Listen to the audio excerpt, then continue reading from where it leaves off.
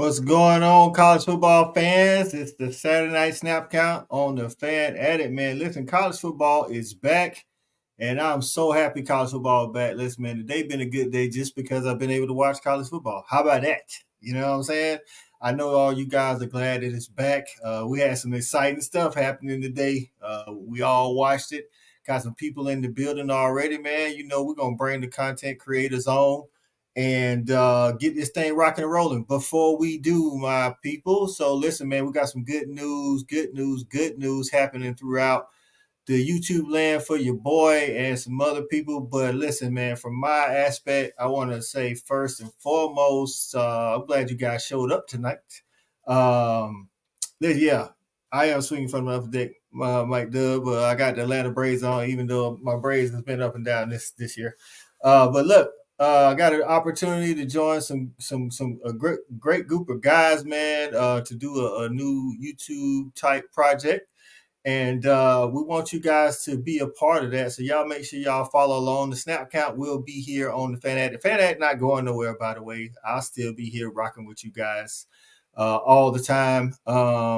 But the Saturday night snap count for the next couple of weeks will be still on the Fan Addict. But then after that, it will be on a new platform, man. We got like I say, some creators out here, man. We're gonna team up. We like the Avengers, man. We're gonna bring something good to y'all, man, and take down Thanos, the big networks, and do something big, man. Listen, man, the new channel is gonna be called Conference Call College Football. And it's gonna get started up. We're gonna bring a lot of I'm not leaving my channel, Stephen G. Fan Addict here, baby. You still a member. You know how we get down. Lost in the sauce. What's good, my guy? But yeah, it'll be called Conference Call College Football, man. We'll be bringing y'all a lot of good content, doing a lot of exciting things, man. You know, bringing y'all football the way y'all like it. You know what I'm saying? That's how we're gonna get down, man. But without further ado, man, y'all make sure y'all, once y'all see it, I'll give y'all more information. Chucking buckets is man. Chucking buckets still on the. We're still on the Fan Addict. Stephen G. You can talk football. I mean basketball. You my coaching brethren.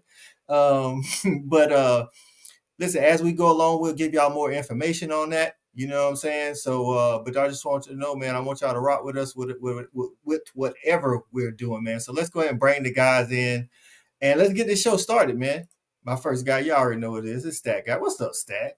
Hey, what's going on tonight, Coach? Chilling. College football back. Hey, man, week 0, strap the helmets up, let the trash talking begin. You know, I enjoyed my afternoon in the comment sections today. Big facts, man. Florida State was coming to our listen, man. If y'all didn't know me, we did listen, man. I did a preview of the Georgia Tech Florida State game, and let's just say Florida State fans wasn't kind to your boy in the comments, but hey, that's what we like to do here, man. We like to talk about real football and see how the fans react, man. Next up, man, is our guy Shawty, man. What's good, Shawty? Gentlemen, what's happening? Hey, man, college football is happening, Shawty. That's what's happening, dog. Look, man. So we got our first little taste, just to get the hunger pains out. But the big dog got to eat next week with that week 1 schedule. But I enjoyed this just to get them hunger pains out. You know what I'm talking about? Right. Hey, I'm with you, dog. I'm with you. Just a little appetizer before the main course. You know how it is. Listen, we got our guy in the building, man, resident Big Ten guy, Penn State. It's our guy, Andrew. What's up, Andrew? How are we doing? Isn't it great to have college football on our TV screen right now? Right, dog. Hey, it's like somebody finally gave us what we've been wanting, you know what I'm saying, for the last 8 to 9 months, right? We can stop talking and let the gentleman, do that thing on the field. Right. I don't think a lot of people thought what was going to be happening in Dublin happened today. So this is why we play the games, gentlemen. This is why we can talk and chop it up late in the evening. That's right. Listen, man, y'all already seen him on the Fan Addict before. He a new member of the Snap Count. He bringing that college football knowledge the way we like to give it. Talking real football. It's our guy, Jake Merrill. What's up from Set the Tone? What up, Jake? What up, everybody? What's going on, man? Now, good times. Football season's here. It's time to smash somebody. I love that, dude. Hey, I played safety. That's the only reason I say it that way. But look, man, I'm all about it. I'm so stoked. And today was awesome, by the way. Awesome. It was a good start. It was a great start. So, just what I want to see. And that's right. And the next person up, man. Y'all already know who it is, man. Been rocking with us for a couple years now, man. We go back and forth. It's our guy Jason Watkins. What's going on, Jason? What's up, man? Finally here. We watching real football instead of people talking about real football. Right. Good That's times. right. That's right, man. That's right. I'm so geeked. I'm ready to talk some ball, man. Listen, we're gonna start with this SMU Nevada game that's currently on. I know y'all should be. If y'all follow any of these channels, y'all real football fans, y'all should be watching this on one screen and then watching us on another screen. Listen, man, talk about that first half stat. Like, you watched the first half of the SMU game? Yeah, of course I had that tuned in before I had to come hop on here. Look, man, Nevada's just controlling the clock. They're not in the first half. It was a little sluggish. They weren't scoring on drives, wasn't finishing drives off, but they were extending drives. And when you do that and you keep a team's defense on the field, going to be a long night. And then that second half looks the way it's looking right now. That's right. Jake, man, what I didn't know is De'Aaron King is the quarterbacks coach for SMU. He not too long ago was in Miami. That is crazy, right? And that's interesting. They played two quarterbacks in the first half, though. Like, so when you got two, you ain't got none, right? That's not typically a good thing, right? Like, we look at SMU too. We look at like their offseason. They lost some pieces to the offensive line that were actually really important, and we are starting to see why that was so important, right? Like, you put a quarterback back there, you got to rotate him back and forth, man, and then you find another one that inconsistency can kill a team real quick. And we're seeing what's happening right now on the screen. So doesn't look too good. Right. Before we go on, man, let's say what's up to some of the people, man. We got a packed house tonight, man. First up in the building, it's our guy Mike Dub. We got to see Mike Dub in the building, Sooner Legends podcast. He dropped a couple videos here lately, man. Y'all make sure y'all get over to Sooner Legends podcast and check that out. We're glad to have our guy Mike in the building. I know y'all commenting, I'm catching up, man. I got Stephen G in the building. You got the bet on Nevada. Listen, man, I thought it was a crazy line anyway to have SMU favored by 20 and 20 plus points or something like that. So appreciate you getting in the building, Stephen G. Steve B in the building. What's going on, Steve B? We appreciate you, my guy. Stephen G said college football is back. Week 0, week of upsets. That's right. Stink ass cat, what's going on? He said, no, I didn't think it was hey, I'm with you, stink ass. Like, honestly, I said Georgia Tech would cover the spread anyway. So that's what it is. Boomer 129, what up? Glad you're here, man. Look at our guy USCJ in the building, lost in the sauce. Listen, hey, USCJ, Florida State was lost in the sauce today, my guy. I don't know what was going on with them, dog. Coach, what's up? How about the Georgia Tech? That's right. Pick the upset and put a few green. Hey, listen, Roy Ball, drinks on you, my guy. Drinks on you.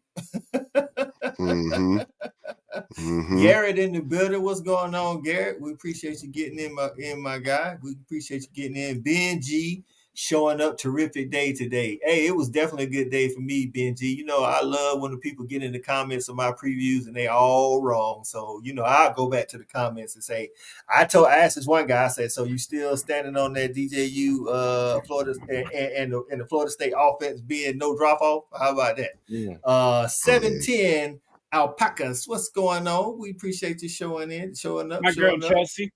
All right, we appreciate that. We appreciate that. Coming from Canada? Yeah.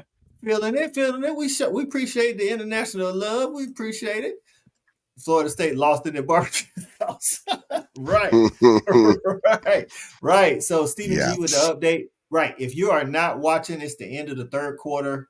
Or I might be a little bit behind some people or a little bit ahead of some people, but it's Nevada's up 24-13. It's getting real for SMU right here. You can't be picked to be a surprise in the ACC if you can't beat Nevada. That's all I'm saying. Bagman, what's going on, my guy? What's going on? Aller or DJ this season. We'll address that a little bit later. We'll talk about that. Our guy JV, what's going on, my guy? I appreciate you getting in and watching the show. Kim is in the building. always supporting the channel. We appreciate you. Let's see who else is new in the building. I think I might. There we go. Corporate Duck. Real question: was Lincoln Riley FSU's D? Good, man. That's good. Good one. That's good. good. One. Good one. Mars Jam is in the building. Hey, Y'all gonna never get too your late. FHA all wound. Right, never too late or too early for the Sooners to be horns down. We appreciate you getting in, Mars Jam. Appreciate you. Right. Who else is in the building? I think I got everybody. Let's see. Nope. Corrections 101. We appreciate you getting in. Say FSU Big Miles have quit the internet, bruh. They was running from Twitter today, dog. They was like, and then like the ones that was on was like, oh, it was always a rebuilding. Yeah, I'm like, that ain't what y'all was saying about a week ago. Yep. Yep. I got Neilio in the building. What's up, Neilio? We appreciate the super chat, my guy. Hey, we appreciate you getting in, tapping in with us. John, my guy, what's up? Hey, Bama Talk with John. Y'all make sure y'all go check out my guy. Always with the good football content, man. Hey, John. Hey, man, Florida State got to figure something out with that offense, dog. I know me and you kind of talk, but they got to figure something out. You know what I'm saying? Steve Lees is in the building. OUDNA hashtag. Listen, I told y'all we got a full house, man. Full house, man. So, Shawty, back to the game. SMU, first half. You told me when I had to go back and watch the first half, you said not much happened. Something did happen, though. The punter made a bad situation worse. Yeah, I mean, SMU, man, unfortunately, as much as I like the coach right now, I really think he has a discipline problem right now. They're just not playing disciplined football. They're having penalties. I saw a player actually get into it with the head coach on the sideline. I don't know if y'all saw that or not. It's just, no. Yeah. So right now, I think he maybe has some players that, he maybe end up having to root out before it's all said and done. I don't really think he's as set and settled to come into the conference like I thought he was. Even because I was looking at their schedule and I thought their schedule was very, very favorable. Right. But looking at this game right now, I'm gonna be honest with you. I think SMU is the better team. Okay. But right now, it's just they're mentally not into it right now. I can see that too, man. I think top to bottom, they probably definitely got the better athletes overall. Now the question is Rhett Lassie a better coach than the Nevada coach? It's yet to be seen. I mean, Rhett Lassie has done some positive things, but they got some time, man. They down 11. It's still not over, Jason, man. So, hey, man, listen, y'all already know if y'all follow Jason on Hall of Fame College Football, y'all know we still going to be roommates where we go. You know what I'm saying? That's what we do. So, what's going on? What's your thoughts on this game to this point, man? Oh, the one that we're looking at here. The one currently, yeah. It's kind of wild to me that, I don't know, Stone looked really good last year, so it's a little bit surprising, but I think I said the other day that it seemed like a lot of points because Nevada is always pretty good, right? So, they've been pretty good quite a bit lately, and I don't know, man. I know just living in Vegas as long as I have, they were winning that cannon every year. So, I thought they only won 4 conference games in the last 2 years. But usually, like in the last 10 years, they were like a G5 stalwart. Last year they only won 2 games actually, or something like that. But don't say they only won 4 conference games the last. But like years. In the last decade, they kind of been like a G5 stalwart, sort of say. You know what I'm saying? I ain't saying they was going. They wasn't App State or nothing like that, but they was formidable. But I mean, it just seems like in SMU we're going to beat anybody by that much. Right. I mean, listen, I don't know, man. It just seems weird. Listen, we talked about SMU a little bit on our ACC show a couple of weeks ago, and there was some talk, not from us, but there were some talks about them being a surprise team in the ACC. Well, yeah.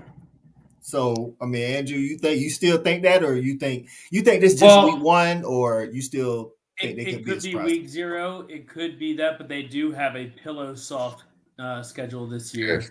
I'm looking at the stats right now. 1 for 7 on 3rd down, 0 for 1 on 4th. Ooh. That's not how you win a game. No. And they're actually losing the turnover battle 1-0. Definitely could be turning the ball over, yep. I mean, I don't care about the yards because those could just be empty calorie yards, but they just shanked a field goal and Nevada played a little trickery, and now they just love to like sit on you. They would be so much happier to give you like a 6 minute, 7 minute off the clock and go like 3, maybe 4 drives and then punt. Done. Right. And SMU, a team that has all this expectation and was supposed to win by 24 points, down 11 with 10 minutes to go, it's not a good sign for Redwood Lashley. Mhm. Right. Hey, man. Maybe they should do the Pony Express, get Eric Dickerson back. Hey, But I listen, don't think it's coming out that that summer. it's that day and age, right? It's that day and age. They can try to recreate it. I got through the legend say drinks on him, man, because he won 3 Benjamins on Georgia Tech. Oh wow. Hey, that's right, Suda. We're gonna hold you to that. Kimberly K is in the building. What's going on? Ray Duffy in the building. We appreciate you. Our guy, Coach. Hey man, y'all go What's check up? him out, Hey, man, man. what's And on? just my humble opinion. That's right. Y'all make sure y'all get over there. Man, listen, I'm just like, I don't know if they got it in them to come back from down 11. I just feel like this. Three quarters of no offense. I don't know if offense go all of a sudden, interject itself. You know what I'm saying? The other issue with that, though, and it's not just that, it's are they even going to get the ball enough to do that? I mean, Nevada can very 100. easily sit on this thing 6-7 minute drive, and SMU might get one more possession. And looking at this game heading into it, I really thought styles make fights, and this is just who Nevada is. They're not gonna beat you to death. They're not gonna air it out or anything. They're just a consistent football team. They're gonna sustain drives whether they're scored or not, shorten the game. And for a team like SMU that wants to hang 40, if they're not scoring, now they're in a dogfight. And when you're in a dogfight and your offense isn't cooking, that's not the battle you're going to win against a team that can withstand drives. They just took 6 minutes off the clock, punted it into the 8-yard line. Mm-hmm. That's perfect. They'll do that all day long. Preston Stone should have been their savior. Why in the world is there another quarterback on the field? That is concerning for week 0 against a team you should win by 3 touchdowns plus. It took SMU 3 quarters to stop a trips right, split left quarterback draw. That's what They ran it 5 times. I know I counted. Right. And they were getting chunk plays on them all. Right. When the first time I saw it, I was like, I actually knew they was running, but I was like, oh, they do it because they had trips right, but all 3 receivers was outside the numbers. I was like, there's no way they can actually run routes. Right. I'm like, come on, bro. Use your logic. Like, how are they really gonna what are they gonna do? Like, one guy runs a seam on the sideline, the other guy runs a seam, and then the post. Like, come on, bro. What we doing? Like, they gonna run left. They just trying to flood y'all to the right. And they've been like Shawty said, they've been doing that like back to back. It's just like it's just ridiculous, though. But that's it. That Shawty though ain't that got to be the defensive coordinator now. You know what I'm saying? Yeah, I mean, it has to be someone in the booth to recognize that. I don't want to, talk bad about anybody, but that's bad on the coaches. Somebody has to recognize that at some point. Okay. Well, it's funny you bring that up because you look at like the defense, right? Like the defense is playing very undisciplined. You watch the quarterback; he has been outside of that pocket majority of the night, right? What do you do if you have a quarterback who keeps bouncing outside the pocket? It means you need to start bringing the pressure outside. It's a pretty simple concept. You need to bring the pressure, force him back inside, and then make him throw that ball where his vision's at. They're not doing that, man. They're letting him kind of run all over the place. And then you watch the coverage, and the coverage it's brutal, man. Like you are watching these guys, they're trying the way they're moving, the way they're grabbing. Like when you have to do that, you're getting beat, right? When your back is getting thrown, unless you're playing in a zero coverage, which doesn't look like they're doing much of, your back's that ball, and you're having to do that. That's not good. You're getting beat. So, yeah, SMU, man, they need to fix some discipline on defense for sure. I think, or overall. Real talk. Because I know, like Jake, when you playing safety, like I get like, and I Shawty had a good point. We don't want to just go blaming the D coordinator. Sometimes it's the leaders of the defense, whether it's the linebacker or the safety, say, "Hey, man, recognize these plays, dog. Like let's pay attention to tendencies and let's give more effort." Like you say, it's like if they keep this, the quarterback keeps getting outside the pocket, let's get some pressure from outside to kind of force him up inside, feed him to these linebackers. Mhm. But somebody right. between the leaders of the defense and the coaching staff, somebody got to figure this out. Or like Jeff said, they just gonna, clock beat you the rest of the game. You know, it's funny because play recognition is like such a big deal for a defense. Like the way a defense is taught from a concept standpoint is it's just like an offense. And Shawty, you'd say this too, is like when you're putting out there, you're supposed to recognize what the safety's doing, how your corner is lined up, but more so where your safety's lined up, because he's going to give away a lot of what's about to happen based on your route. The same thing on the defensive side. If you're back there, you need to recognize those DBs seeing that split. They should know the rules. There's rules, whether it's a 5x2 bottom rule or a 5x1 bottom rule, right? Like there's rules for where they line up based on the numbers in the hash. So why aren't you correct? Why aren't you recognizing that and correcting it? That's what I'm saying. If you get done like that once or maybe twice, but after that, like we got to figure something out, dog. And I think time is SMU's biggest issue tonight. So we'll keep watch on that, keep updates. But let's talk about the game that everybody watched this morning, or at least got the news about, and it's that doggone Georgia Tech stuns Florida State over there in Ireland. Listen, when I did my preview, I said that Georgia Tech would cover. I thought they had a good chance to win it, but I wanted to give Florida State the benefit of the doubt with the talent disadvantage I think they should have or do have over Georgia Tech. But maybe it just hasn't clicked so far, Jason. You know what I'm saying? They got a lot of transfers, and maybe it's going to take a couple games because we all know you can't sustain success through the transfer portal because it takes a long time to gel. So maybe that's what it is. We've been talking about this for a while, that there's a lot of things that happen with these all transfer teams, that it's hard to get them to, well, first off, it's hard to get them to kind of mesh together. But the other thing is it's kind of hard to keep them from falling apart whenever things kind of go bad. So to me, I don't know that they fell apart necessarily today. You're flying all the way across the pond, but it just seemed like, to me, a lot of vanilla play calling early on, a lot of check downs, a lot of stuff like that. Of course, it was raining, and you go over there, maybe a little jet lagged. I don't know. But to me, I just felt like it was, once they got a little aggressive, then they were a little bit better. But, when you go down there and, DJU, they go down and they have a 15-play drive, but he has to convert 2 4th down passes in order to do that. They score a touchdown. That's a 15-play drive, and then they don't even get the ball back. They win it on the expiring deal. So, look, man, to allow Georgia Tech with that vaunted D-line like that to just basically run all over you, 190 yards, wasn't it, something like that? 191. Yeah, I thought they were supposed to be the best D-line in the country. You're not getting any pressure. You're not getting, Haynes King didn't really have to move too much, and then you're not stopping the run. So what is that about? Right. Shout out to Kyle Port Ranks getting in on Hall of Fame college football, getting the super chat, $5 super chat. Appreciate that. He says Big 12 officially revokes the invitation for FSU joining the Big 12. They don't want no, they don't want no third world college football programs. Hey, man, listen, it is what it is. Hey, maybe it's just starting out slow.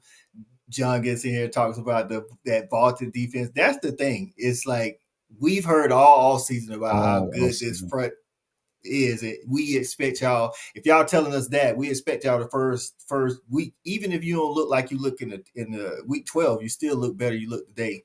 CE says, I like to point out that Florida State practice report told us the defense would be top 10 and the O-line was good. I feel better about Oklahoma's O-line now. Okay, I got you. Shawty, you think anything to that? Maybe it's just taking them a little time because they lost 10 people to the draft or something like that, and then they Norvell been Porter heavy. So that's what I was gonna say. So the difference, in my opinion, between the portal last year and this year is, see, last year they only needed supplemental pieces from the portal, right? Right. Because they had the major pieces, so it was a lot easier to acclimate just a few special pieces in there. And the pieces that they did bring in shine. This year they brought in all kind of players. Now it take time to gel. You don't know what you're gonna have this year. You know what I'm saying? But one thing I will say when we're talking about discipline, which I don't normally associate with a Florida State team, they only had one penalty, I think, for 10 yards. Right. You And know, that didn't happen until like the second half or something, right? Right. I think Georgia I don't think Tech it wasn't the problem. Georgia Tech had 3 penalties for 35, so I don't know if it was whether it was week 0. It was just the fact the referees was way overseas. I don't know, but they, for the most part, it was a penalty-free game. But the one thing I want to say, and I never want to give Georgia Tech no credit. Trust me, that's my nemesis. But Georgia Tech in the trenches, offensively and defensively, are different. Yesterday's prices are not today's prices. That guy has gotten those guys a lot better. And Dabo, you need to do what Tech did. They went in the portal and got that pad rusher. Where he's from? Height. Romello Height, USCJ territory. He's going to be a problem on 3rd and long for a lot of teams. Right. That guy. Also, Georgia Tech's 44. That guy was everywhere in every play, and he looked like he was playing in 1991 across like LeVar Arrington. With the it was amazing. He had the whole neck pad. Right. Stat, you talked about it in our group chat, man, about Georgia Tech's D-line, just like Shawty talked about them trenches. Well, you think that's what won the game for him? No, what won the game, and it kind of is back to what Shawty was saying about the Nevada game, is not putting it on the defensive coordinator.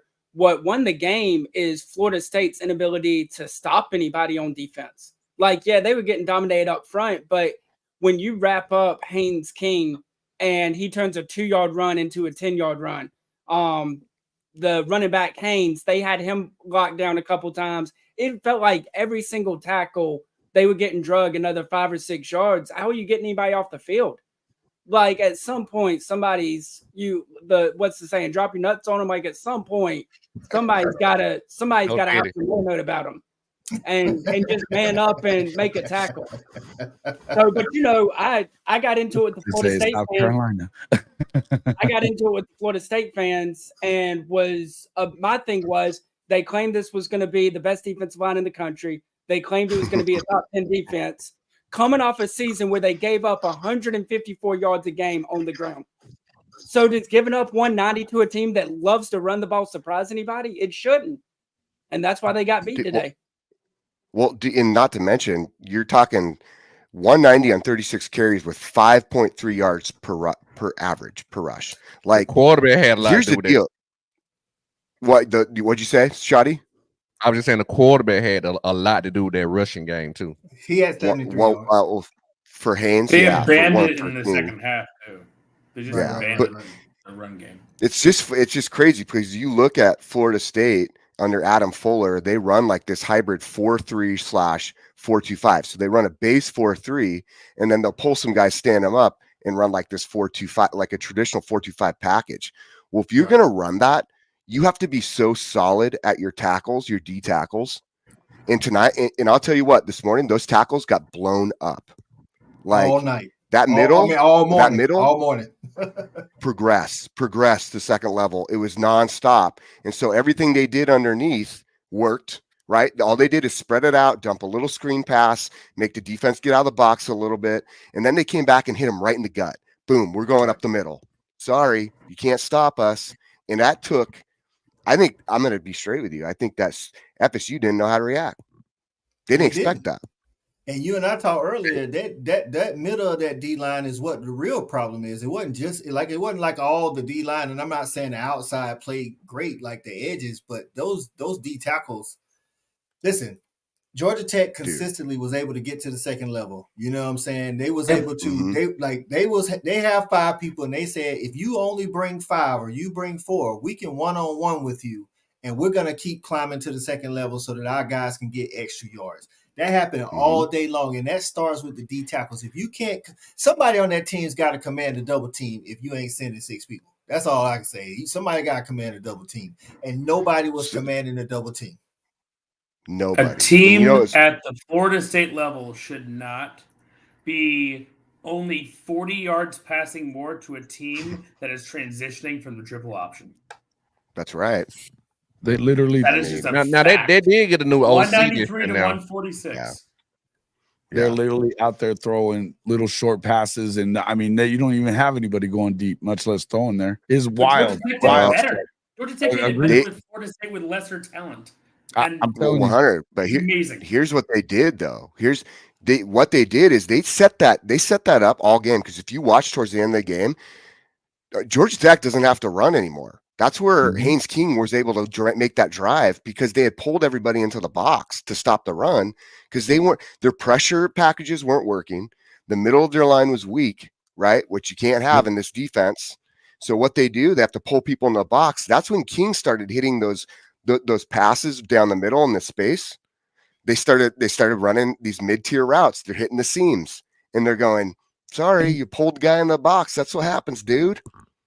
And it worked. You're beating the trenches on both sides of the ball. You're getting pressure on your quarterback, and you can't do nothing on the other side. So the vaunted D line, the vaunted O line, everybody was talking about how good they're going to be in the trenches in comparison, and they got pushed around. But call it what it is. They got pushed around. Right. Chris E says FSU's defense was what Colorado had in 2023. Soft in the middle. Trash. Thank you. Trash linebacker play. Let's not put all this on the D line, man. Those linebackers outside of DJ Lundy, man, those dudes was like, hey, man, those dudes was not in the right spot. They was not sifting through the trash like they needed to. I saw one play where DJ Lundy set the edge like he needed to. Number 18, I don't know who that is for Florida State.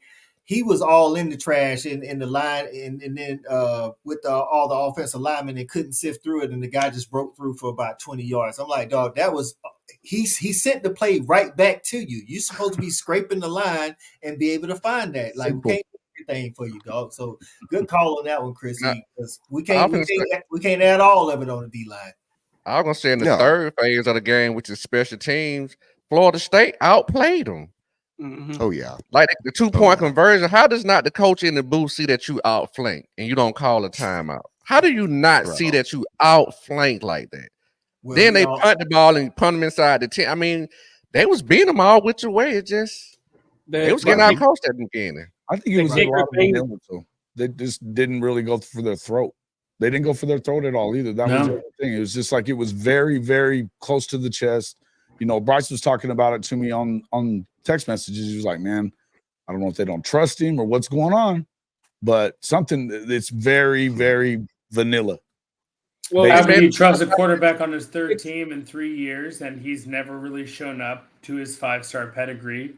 He was the higher rated quarterback than CJ Stroud, who's out there balling in the NFL.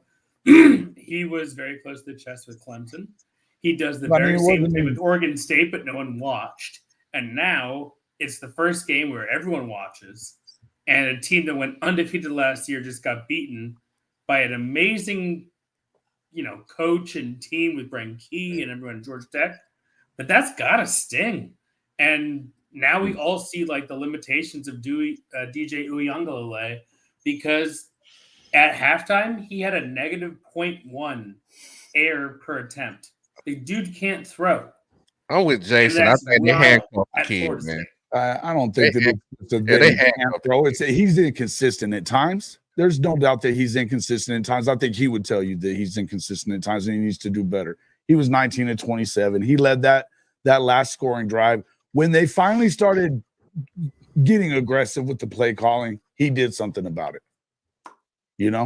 But the thing, like the 19 and 24, 70% completion percentage, that doesn't count when 13 of those 19 are less than 5 yards and probably 6 or 7 of them behind the line of scrimmage. Like it's pitiful. Like we look in the fourth quarter. He completed a 4th and 8 and a 4th and 9 in a row. He had the first 3 plays before that were crap. Right, but so fourth down. He completed 2 4th downs. But are we gonna say completing 2 4th downs on the game time touchdown drive erases how bad you played the entire game? I watched him throw 2 balls to the cheerleaders on corner routes where the wide receiver was open. The cheerleaders. He missed the one deep pass that he would have walked in the end zone. No doubt about it. No doubt. I think this, and I think it can be twofold. Like I say, one of the things that I want to know, and none of us will know because we can't talk to the coaching staff, it's one thing to start your quarterback slow with the play calling because that's the offensive coordinator's job. It's to start them slow, get them some easy throws, get them warmed up. So you throw some screen plays, you give some pop passes, throw a quick little out or a dig route. But as the game goes along, your play calling evolves. Now, if your play calling evolves, maybe is it that you ain't comfortable in the play calling duty or you don't trust the guy to do what you want to do? So my thing is DJ got a great arm, but he's always been consistent with the intermediate pass. That's just what I saw. He's definitely got to be more consistent. No doubt. And the play that you brought up, Jason, the wide receiver clearly stacked the DB. When he stacked the DB, he airmailed it 3 yards out of bounds instead of throwing it a little. He could have actually threw it kind of like a skinny. I was even actually talking about the one he kind of underthrew that he should have caught the ball probably. But if he throws that out in front of him, that's a touchdown. Well, that play, I'll actually give DJ this. That was great anticipation on the throw because the guy wasn't open when he let the ball go. But where he placed the ball, to your point, it was too low for the and Ja'Kai Douglas tried to make a play on the ball. I know he did. Like he was going, like, you know what I'm saying? Like he was going to come up with it. Ground kind of, messed that up.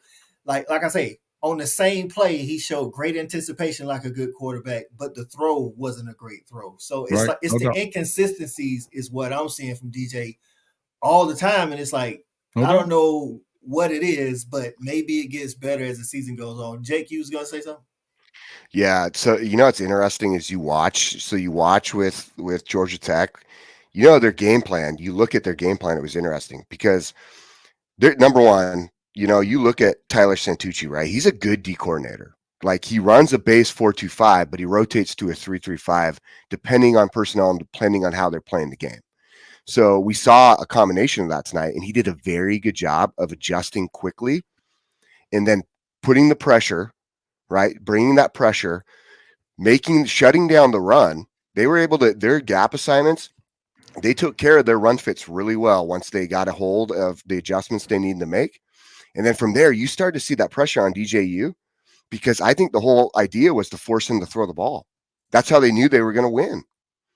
Like FSU has this. Getting rush yards, you become one-dimensional with a guy that doesn't really complete, a high percentage. But that's the point I was going to make, Jason. They made DJ one-dimensional. How can you run so much spread offense and the quarterback is not a threat to run the ball? It's you can't do that.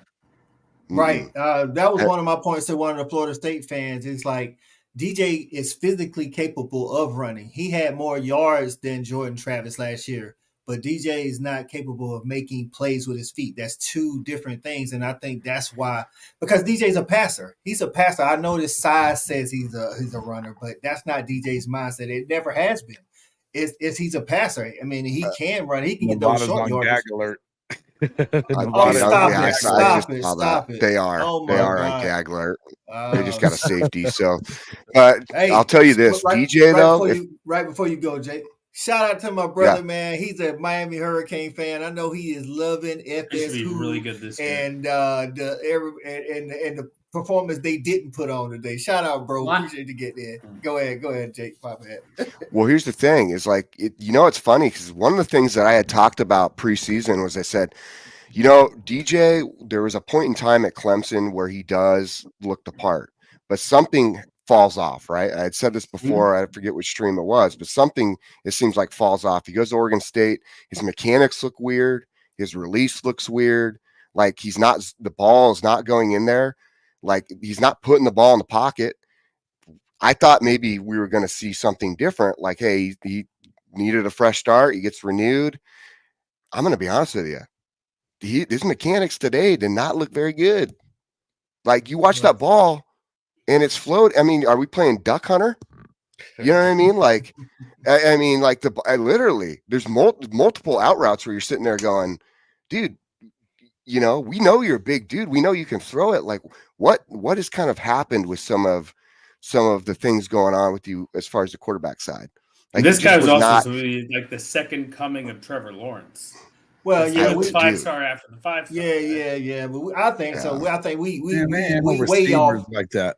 Yeah, hey guys, SMU is 23-24. They don't came back. Yeah, that's what Jason was saying. But John says Tyler Santucci called a great game for Georgia Tech. Yes, he did. Roydell Williams could not get started at all. Listen, man, I'm gonna be honest with you. I know you might be a little high on Roydell, man, but I think Roydell average at best. That's just me.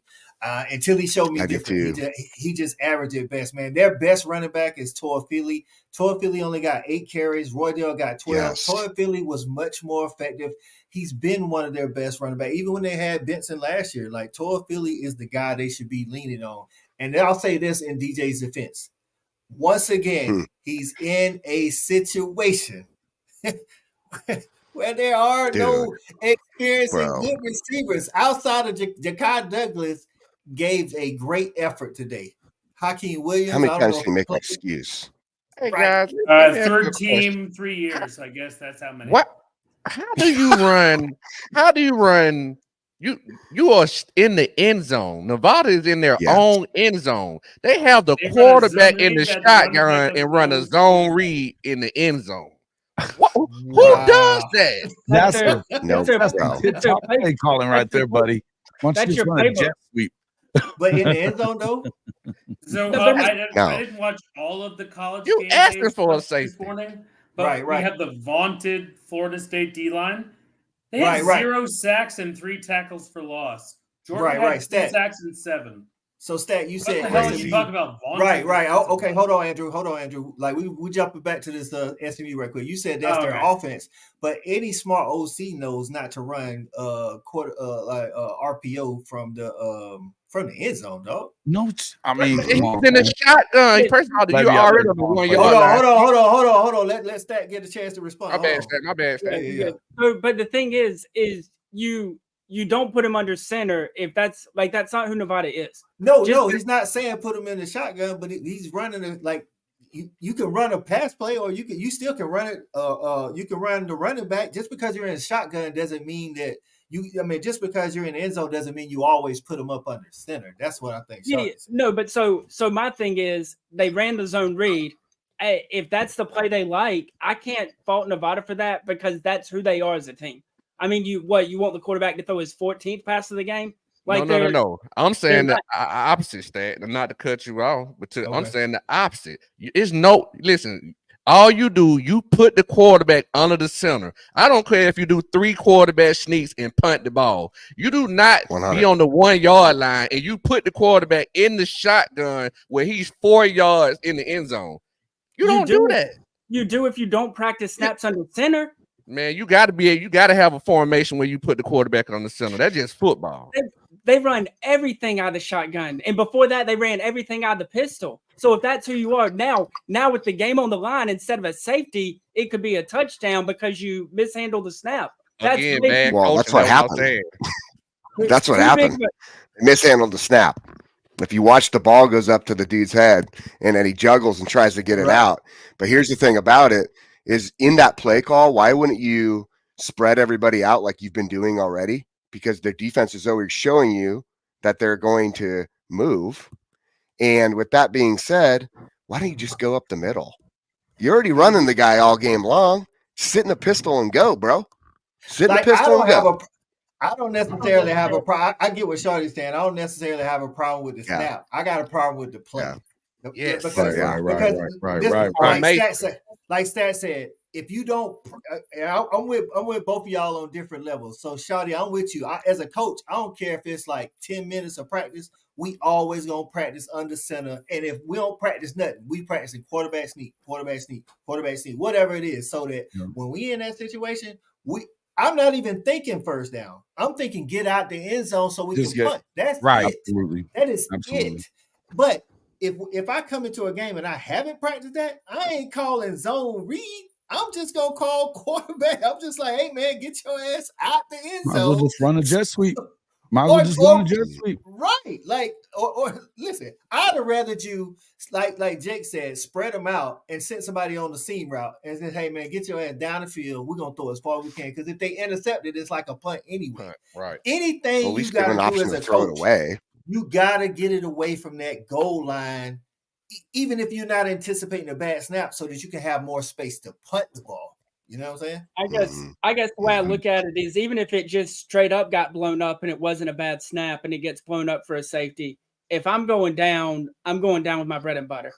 And if that's what they just ran the quarterback draw right now. They just literally they snapped the ball to him and he's gone up the middle. They just did it. Where the hell was that on that other play? That's all. And as a football coach, if you don't listen, if you play the quarterback position as a football coach, it's no way that I'm going to coach my quarterback and he never gets under the center for no situation. It's called situational football. That's bad coaching, bad play calling. He's a quarterback. But I guarantee you, if we go, I guarantee you we could go walk colleges right now and talk to any high schooler that has come from a true spread, and they probably don't know the last time they've been under center. I'm just saying it's bad. We get it. Like that's I think we understand what you're saying, Stat. Like we understand they don't practice it. The point is they should be, even if it ain't but for a couple of plays. You know what I'm saying? Like people situational football. Like they don't spend all practicing 4th and 5. But I bet you good coaches are practicing 4th and 5 at some point because they know at some point they might be down and they need to get a first down. They ain't got no timeouts or the time is running out. Like those are the kind of things you do as a coach. You prepare for the unseen, even if you never use it. And that's so what we can do is we can't chalk that up to the coach because you gotta have. But like what I was saying is what Jason said. They ran a quarterback draw. That's what I'm talking about. They just ran it with him. That's the whole point. Is they just ran it with him. So if you're gonna do it two plays later, whenever you're on your next drive, you could have done it there sometime. I mean, you can't run that play. You just can't run that play. And I would rather see you throw the ball on a quick out or something like that, or just, a little bubble. I'd rather see you do that, get the ball out fast, or than to something that takes forever to develop. And they're bringing heat because you're in the end zone. And it's so hard. It's so easy to misread the zone read too. Like you read your key like a second too late or whatever. And you don't just running back the ball running downhill. He's standing still. He has no momentum. Right. Right. Coach, the zone read is delayed. A zone read is delayed. It's a delayed handoff. Right. And you're reading your keys. Terrible play call, dude. Coach, terrible. That's bad. Is this the final score for the Florida A&M Norfolk State, Coach? If it is, shout out to the Rattlers. Oh, man. Yeah. Hey, Andrew, so we back on the Florida State. We're going to hop back to the Florida State right quick. That is final, by the way, Coach. That is final. Okay. Benji says, how many of DJ's throws were under 5 yards? In the first half, all of them. It was 11 of 12 for 80 yards. And him, and actually, I know they won the game, but let's not act like 7 yards per pass play. Let's not act like Haynes King was throwing. Now Haynes King didn't have to; he wasn't required to. They didn't make him one-dimensional. But in the first half, him and DJ together were 1 for 8 on passes over 5 yards. That was terrible. Just period. I mean, I know, but again, Haynes King had less of an incentive to have to do that. You know what I'm saying? Yeah. Well, I mean, I think they wanted to try to tell them about Gaelic football or English Premier League football, where everything is a run instead of a pass. I actually think Haynes King put that team on his back in the second half. He was lowering his shoulder after every big old run. And there were times that he was just doing that naked bootleg, or he was just sprinting to the sideline and he was picking up more and more yards. And instead of going to this, he's like, oh yeah, I'm gonna lower some boom. Georgia Tech is probably the most unsexy team in the ACC, but guess what? They're 1-0, and they know exactly their limitations. It's kind of like when you start playing an NCAA football game and you're with a bad team. All you want to do is keep it within the hashes for tight end passes or quick curls, or you want to do an outside zone, or you want to do a quick little zone read. And all they did is play within their strengths. And although the offensive line was ranked lower than the Florida State line, I think they showed up very well. And Georgia State's defense was more of a bend, don't break. And I think Brent Key has these guys winning. I mean, they're 5-0 in ACC play. Now, he's going to probably be the next Arkansas coach because We know how that's going to go. But for that time, I'm gonna watch Georgia Tech a little bit differently. And I think they went out there with all the same trials and tribulations that Florida State did with terms of like jet lag and everything. But they came up and they played bully ball and they played within their strengths. And I don't think there's a false note there because of as amazing as Florida State's vaunted defense was, 0 sacks, 3 tackles for loss. Florida State, They didn't do 1 sack, nothing. 7 tackles for loss. You're telling me that Georgia Tech actually had more sacks and tackles for loss than a team that paid $17 billion for people to come in the transfer portal? Good for Brent Key. Good for the program. The Saudis are going to want Good their for money Georgia back, Tech. bro. The Saudis are going to want their money back. So, Jason, let me ask you. I posed this question in stat earlier when we was talking on the phone. Obviously, we all saw Georgia Tech has improved on defense. They have. Now, to what level, we don't know yet. To what level. Now, does this game say more about how good Georgia Tech's defense is or how bad Florida State's offense is? I mean, they were getting past the line. That's all I know. They're in the backfield, in his face all day. So, I mean, yeah, it could be a little bit of both. It could be a little bit of both. We talked about this early in the season. Remember what the other thing I would say is you still got to remember 63-3. That's a hangover. Florida State fans don't want to hear that. We've been saying it. We've been saying it, though, on my channel, on your channel, everywhere else, that you don't always just shake that shit off.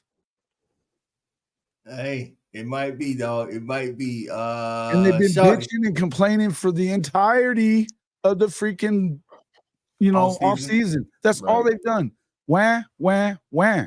And yelling at Herbie and everything else. At some point, man, Norvell they don't have any responsibility in any of this. Shawty, same question, man. Testament to how good, like, again, we noticed the improvements on Georgia Tech's defense, but is this more of a testament to them on how good they've gotten or how much of a step back Florida State has taken on offense? Kind of like with Jason, I'm gonna say it's a little bit of both, but like I said in the beginning, I've been watching Georgia Tech for a long time. Their body types have changed. They have different players. This ain't the same Georgia Tech. And I know this is just the first game, but I'm just watching the speed of the defense. I'm watching assignment football. And I mean, they look to par. Now, to your point, I don't know how good they are yet because I think Florida State maybe read too many newspapers and just thought they was probably a little bit better than they were too as well. But from an athletic standpoint, they have a better roster than Georgia Tech. Right. But Georgia Tech has improved on the trenches on both sides of the ball for sure. I got you. Richard, are you saying that Nevada has 13 regular season games? I don't know how that's possible. I know they're in the G5, but you sure about that? Check for me. Jake, same thing, dog. You kind of with them. It's kind of a little bit of both, or is this just a testament to one or the other? No, I mean, it's definitely both, but at the same time, I will say this. I think Georgia Tech has a better defense than people give them credit for. I mean, all of us, we looked at the stats. You look at the percentage of what they were returning production-wise, and I'm going to be honest, that I did not think the defense was going to do it. Now, that's where you have to give Tyler Santucci a huge amount of credit. His scheme worked for what they had as players. He was able to, and again, this new thing that we are seeing with defenses having a base, but really playing out of a multi-dimensional front, right? It throws offenses off. It was crazy, man. Like Florida State, they looked really powerful in the first quarter. They really did. Yeah. They ran the ball well. Okay. Right. I'm going to give a big shout out to Florida State's kicker because that dude was draining them from downtown, dude. Right. From downtown. Right. 59 yards. That's crazy. But that dude was wet and pretty. Bro, but he was grilling them. He was on point. Looked like the thicker kicker. But you have to. Yeah, well, yeah. But you give it. You look at Georgia Tech's defense, though, man. Georgia Tech's defense, their ability to adjust and get after DJU and shut the run down and then sack him and put pressure on him, bro. Defense And, looked and, good. and, Right. and that's because of the players. Like Georgia Tech normally have to overextend them. I'm sorry, Cole. They'll have to Right. overextend themselves to get pressure. But now with the different athletes and the body types they have, to your point, Yeah. that's why it's looking like that. Right. Mhm. Listen, man, we're gonna keep an eye on this. This game is interesting. SMU got the ball, and they are Right here. about 10 yards, maybe 12 outside of field goal range, and it's 2 minutes left. So we'll keep our eye on that. Listen, man, we're gonna keep talking about this Florida State. Y'all get y'all opinions in, but I want to introduce something new on the snap count, man. We're gonna do what we call the tailgate ticket, man. It's kind of like the helmet sticker. You just pick somebody from the day, from any team that you want to shout out, and let us know, who he play for, things of that nature. And I'm gonna start this thing off, man. I'm gonna give the tailgate ticket to number 1 for Georgia Tech defense. He's a cornerback, man. Dude was shut down in the pass game, and he was coming up in the run game making plays all 4 quarters, man. That dude, I don't know what his name is, but he wears number 1, and he's a cornerback, and he was out there doing the thing, man. So shout out to number 1. You definitely get a tailgate ticket this week, my guy. Lamiles Brooks. Lamiles Brooks. I thought his last name was Brooks. Lamiles Brooks was out there playing. Dude, and to Shawty's point, his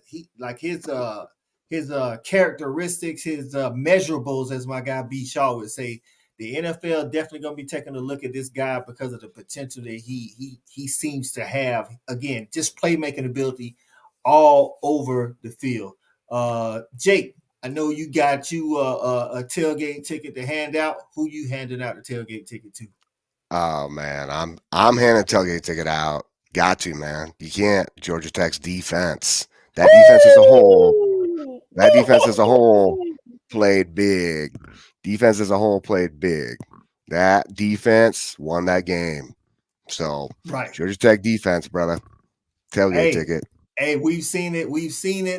Definitely better than it was last year. And what's crazy, they only brought back like 4 or 5 people. That's crazy. So it's not like it had they had some cohesion going on. Stat guy, tailgate ticket, man. Who you think getting a tailgate ticket today?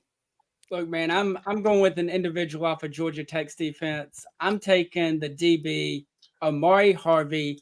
Came up with a huge 4th down stop, breaking down on it, getting a one-legged wrap up. And then the following drive came up with the stop on 3rd down. Just 2 clutch open field tackles back-to-back on plays that normally a Florida State guy may shake a Georgia Tech defender off, and it's a house call. There it is, man. There it is. All right, Andrew, I saved you because I know I just told you about this, but if you had to give out a tailgate ticket today, who would get it? And it could be from this SMU Nevada game as we're playing, or the New Mexico Montana. Was it who was New Mexico? Montana State. Montana You State. know what? Who actually I will came? go that way. I called that one too. I've actually seen Montana State a couple times in my life. So Tommy Malott, they call him Touchdown Tommy. He's number 4. He came back, drove down the field, beat New Mexico State. It's number 4 from Montana State. Not Tommy New Mexico Malott. State. Not Montana New Mexico State. Montana State. Go Bobcats. Montana State beating New Mexico. I got you. You're right. They beat New Mexico. Sorry. Yeah. Right. I got you, Jason. Yeah. New Mexico. I got my undergrad at New Mexico State. We are not listening to this Lobo shit. Sorry. New Mexico, led by Bronco Mendenhall. Nice. You might know that. It's wild that Bronco's their coaching, but I mean, he's a heck of a coach. He could just hang out there like for 10 years and no one would know. Right. Wow. Yeah, he's gonna have to win at some point. And losing. When's the last time New Mexico's won anything? Yeah, but Rocky Long was winning a little bit there, but it's been a while. Yeah, Obama was in office when Rocky Long was quarterback. So don't worry. Might have been when he won a few games. Either way. Montana State goes in there. They were down 31 to it's like 31 to 7, I think it was, whenever the game got started. Right. Hey, yeah, go ahead and tell me what happened. 17 0. I was about to say before we get into yours, Shawty, you going crazy over there. Oh, I see why you going crazy. I'm a little Yes, bit behind. my bad, Jay. That was my excitement, Jay. I ain't mean to interrupt, but he dropped one in the bucket on that one. He just did, dropped one in the dog. He bucket. did. I'm a little bit behind. Of course, depends on where you at, who your internet provider, all that. So I just saw the touchdown pass to number 80, looked like 81 or what it was. Hey man, he dropped it right in the bucket. They got away with one right before 82. He took the same spot, and the guy freaking 82. pushed him, and the ref didn't do nothing. So then they just went right back to it. Right. Harry Leggett says Key is a better head coach and has better assistant coaches than so that's Georgia Tech, Florida State. Check the schedule. Dang, hey, I just tough. I wasn't doubting you, Richard. I was just saying, I was just wanting to make sure because that's crazy. About Nevada having 13 regular season games, by the way. That's what it was, so yeah, they only have 2 bye weeks this year, including having to play on week 0. That's weird. Tough. Yeah, 13 games. Yeah, 13 games. Wow. 59-yarder. Right. Everybody's stunned by the TD. Hell of a long TD for Staines. Yes. And they got a minute 18, Nevada, that is, to figure it out, bro. Figure it out. They got to get in the zone. That's not their offense, right? That's not their offense. As Chrissy thing, says, Georgia Tech had great linebackers and DBs. They were in on every play, stopping the run, but that was due to Novell's one-dimensional offense. I could kind of go with that. All right, Jason, in just today, like I said, hey, you might even want to pick number 82, but who would you say gets the tailgate ticket today from any of the games? Montana State, man. I got to say Montana State. We were just talking about it, so why not? Right. They're down 31-7. They come back and win. This is always a good day when the low blows loose. Right. Listen. Listen. 2-point conversion. Did he get his feet down? He didn't get it. Oh, he's saying it. Okay. But you're right. Listen, man. Down 31-7. You're supposed to close that out. And it looks like we're about to have a little bit of the same here. It wasn't 31-7, but it was a good double digits. Right. Double digits going into the fourth quarter. You got to be able to hold on to that. Stephen G says tailgate ticket goes to all of us college football fans. We survived the offs. Right. Tailgate tickets to college football fans. We're going to add one in there to all the fans who had to deal with the offseason. You're right, man. Listen, first season of the 12-team playoff. You know what I'm saying? Things are already starting off wacky. Everybody got more of a chance, you know what I'm saying, to get in there. You know what I'm saying? So, all right. So, y'all a little bit behind me, but y'all feel free to react to whatever's going on the screen with this with this game. Yeah. So, yeah. All right. And my little ticket go to the defensive end for Height from Georgia Tech, man. I think he has something that.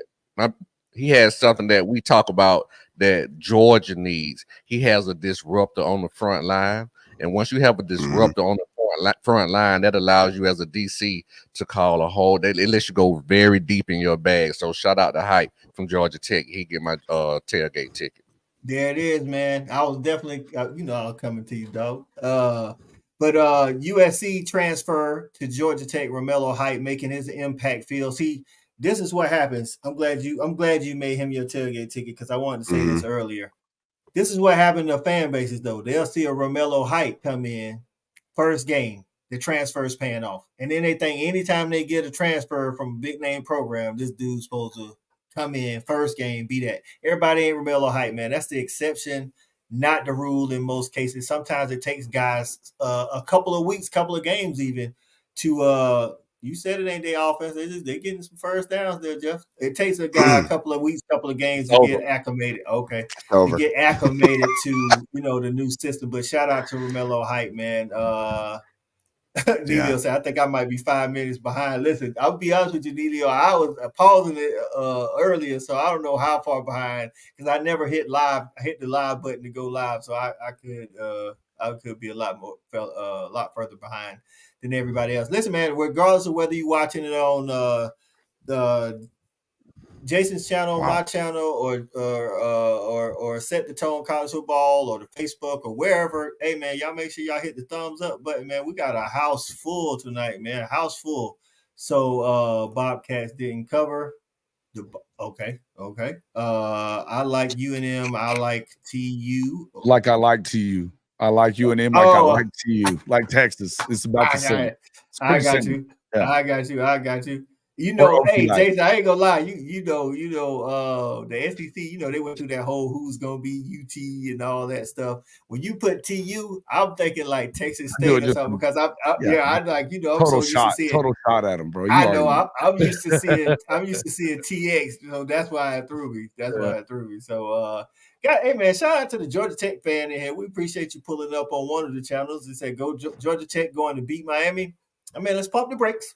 I don't know about that one. Hey, you got to get a passing game. You got to get a passing game if you're gonna beat Miami. I'm gonna tell you because what you won't do to Miami is bully them in the trenches. Because if nothing else, I know we've been hard on Cristobal this offseason, but one thing he has gotten straight going into this year that he didn't have straight the last 2 years, he got that O line and that D line ready. I'm telling you, listen, man, they got to do the. You really believe that, Coach? Do you really believe that? The trenches, yeah. I think the trenches is his thing. He had that at Oregon, even though I didn't think he handled his quarterbacks the right way at Oregon. And now that's a question. I don't know. But as far as just the trenches, they will not push Miami. They push Florida State around today, though. They push them around. Oh, facts. No doubt about that.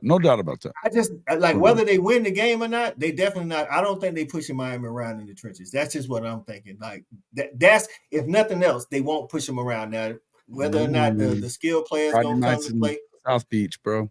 So I do got a question for the panel.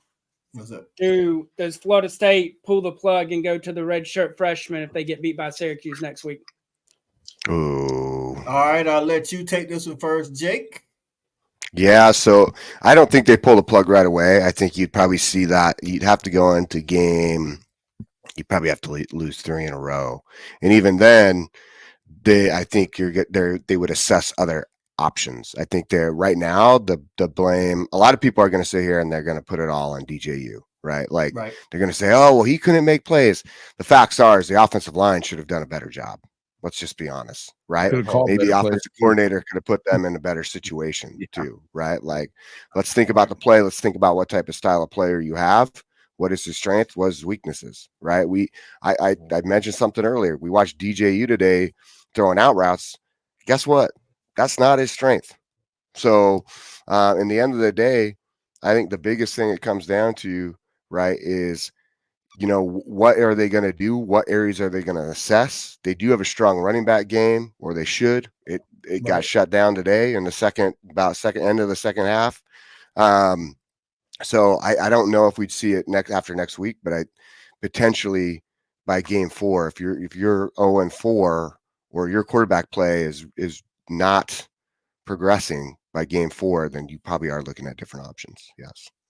Right. So what I'll say, I kind of agree with a lot of that, man. I definitely don't think because actually right now, I'm telling you, depending on the spread, I'm definitely taking Syracuse in the spread and whatever point spread it is, because I already was high on Syracuse coming into the year.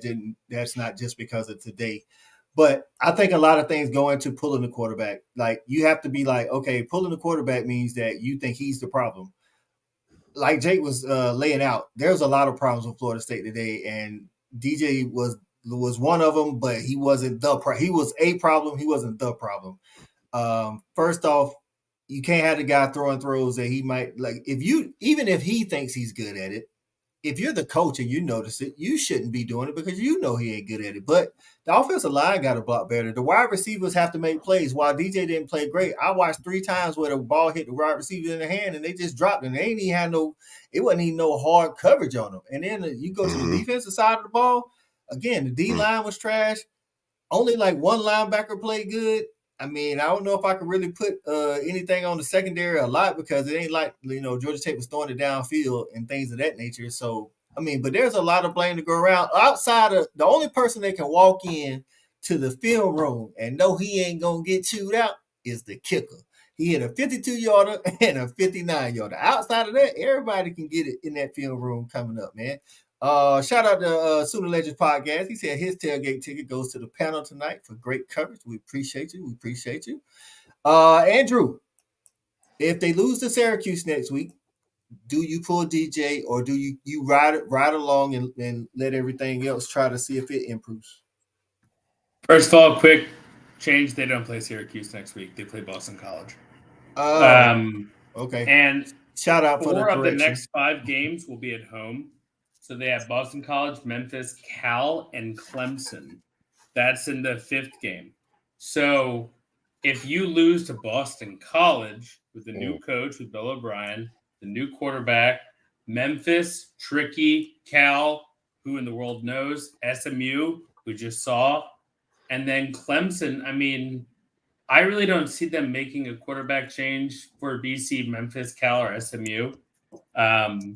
If they lose one of those games, they will probably lean to making that change like Clemson. I mean, it's not like Clemson hasn't made quarterback changes in the past couple of years with Cade Klubnik and what they expect, because they have a bye week, then they play Duke, and then they play Miami. So we're going to know a lot more about what Florida State is or is not in a very short amount of time. If you spent all that money and you basically built your entire offense around DJU, I probably wouldn't see them completely stripping that away unless something catastrophic happens before October 5 versus Clemson at home. Okay. Can I ask you a question here, Coach I? Yeah, It's not weird that we're asking the Penn State guy about quarterbacks and crappy offensive play. Hey, Come man, on. listen, man. I'm used to it. Come on, what are you sick of me? Right. I was about to say, not for I'm nothing. used to it. Not for nothing. Andrew did. On that, bro. Come on. We didn't have Right. Andrew did HCTV come down last year. We on had Drew good Allen a offense. lot last year. So I know he did. to I'm that just point. messing But with you. but Jason, what's your thoughts on that? On whether or not you got to bench him, I don't know, man. I don't think that I think there's other issues going on. I think you need to protect him. I think you need to run better plays. I didn't see them doing that at all. I'm not gonna, you guys know I'm a DJU fan, so I'm not gonna sit here and kill him on this. Whenever there was a lot of things that went wrong. You didn't protect him. You didn't do well on your own defensive line and get after Hanks King or stop the run. That they can all catch it. Like you said it yourself, they can all get it for today. So I'm not gonna I'm not gonna just throw this all on DJU. I'm not. Got you. So now let me ask you this: is there anything that can happen at this point, in your opinion? I mean, going forward, regardless, that could get him pulled? I mean, yeah, you got to go out there and be the reason that they're losing. All right, I got you. All right, Shawty, what you say? Well, I say this right here. It goes a lot into pulling a quarterback. And I'm kind of in agreement with Jason right here on this one. I'm going to be honest with you. Just watching the offense, as an OC, you got to help your quarterback out better. Right. The play calling was just, I mean, he was just dinking and dumping. If you know your quarterback, you don't build to somebody's point. If you don't build your offense around this quarterback, you got to play to his strengths. And if that's going to be your strength, he's not going to win any games from you. He might not lose them, but he's not going to win any games for you. And that's what I saw today. Granted, the offensive line wasn't great or anything like that, but as the OC, you got to use all of his qualities. Big arm. He needs to, if you're going to run him in a spread offense, he needs to be a threat to run the ball, or you need to get rid of the zone read. All right, Stat, your own question. So for me, I think if they lose another ACC game before Clemson, I don't see them starting the Clemson game. Or at least it wouldn't if I was the head of the program. And the reason being is you coming off a 13-0 season that you didn't go to the playoffs, you felt snubbed. It's playoffs or bust this year. And if you're 0-2 in the conference or you have 2 conference losses before Clemson, that dream is dead and over with. And so at that point, I'm preparing for the future. If I'm going to in that room, though, but what's the skill set of the backup? If he's the same type player as DJ, I mean, what are you running? If I'm going to suck, I'm going to suck with the redshirt freshman. I'm not going to suck with a senior that's alone. No, save that. Yeah, why mess up his body? On, man. He, at South Carolina, you can go 5-7. You're not doing that at Florida State by putting in a redshirt freshman. Come on. But it's the same thing, though. DJ doesn't win football games. He might not lose football games, but he doesn't. Give me one time in his entire career where he's won the football game for the team. That's not who he is. He is a dink and dunker. This is the offense for him. And clearly this offense isn't set up to be successful. But he beat the young kid out. That's what I'm saying. So if he beat the young kid out, you done paid this guy. I don't know why you would bring the young kid and waste. I don't understand this. That you got to go with the older guy. The problem that I have with them is you got a guy who's in his 4th or 5th year, and you cuddling him like he's a first year player. Let him let the ball rip. No kidding. You're going to go out there and lose whenever you're not even throwing the football. And he did take them on a 15-play drive to tie the game. They didn't get the ball back. You can blame that on DJU if you want to, but when they started calling a decent play calling game, or well, on 4th down anyway, but that was 15 plays. Both of those 4th down plays, I mean, they're over 6 yards. You had, I think, 7 and 9. He goes out and throws balls over the middle with authority that you have to make that throw. In the end, I'm not saying that he played great. I'm not telling you he played great, but I'm telling you that when they called something down the field, he stepped up and made throws at it. He made the 2 throws on 4th down. They were also in the 4th down. And that's an important time of the game to make those throws, is it not? But they were in those 4th downs because he missed third they downfield. No, they should have never come to 4th down. Those two 4th downs were in succession, and they weren't even making throws. And they were running first down run plays, predictable as you can be, not doing anything different. It was a completely vanilla playbook. I'm going to tell you that he's not the greatest quarterback in the world. I'm also going to tell you that wasn't a great call game. I agree. Those 4th down calls that he did convert. I agree with both of those points. I agree with both of those points, and this is my thing going forward, and it's going to be interesting to see me as an OC or head coach. Well, he's both. Norvell calls the plays. Okay, so this is the thing. Going forward, like if I'm like somebody told me, I want to say this on somebody put on the comments after the game that Norvell tries to fit a square peg in a round hole. I don't know if that's what he's doing with DJ. You know, I watched Florida State, but I don't know enough about Norvell's play calling. But for some reason, they wasn't calling. It's not like DJ wasn't taking shots. They just wasn't calling plays for him to take a shot. My question is, why is that? I don't know. You don't spend the whole game trying to get a guy comfortable, especially if you're starting out with a conference opponent. You might spend a half getting. So, and then this is my thing, Shawty. I get what you're saying. Like, you are bringing this guy over here. First of all, they supposedly had a quarterback competition. He beat the guy out. They paying the guy money.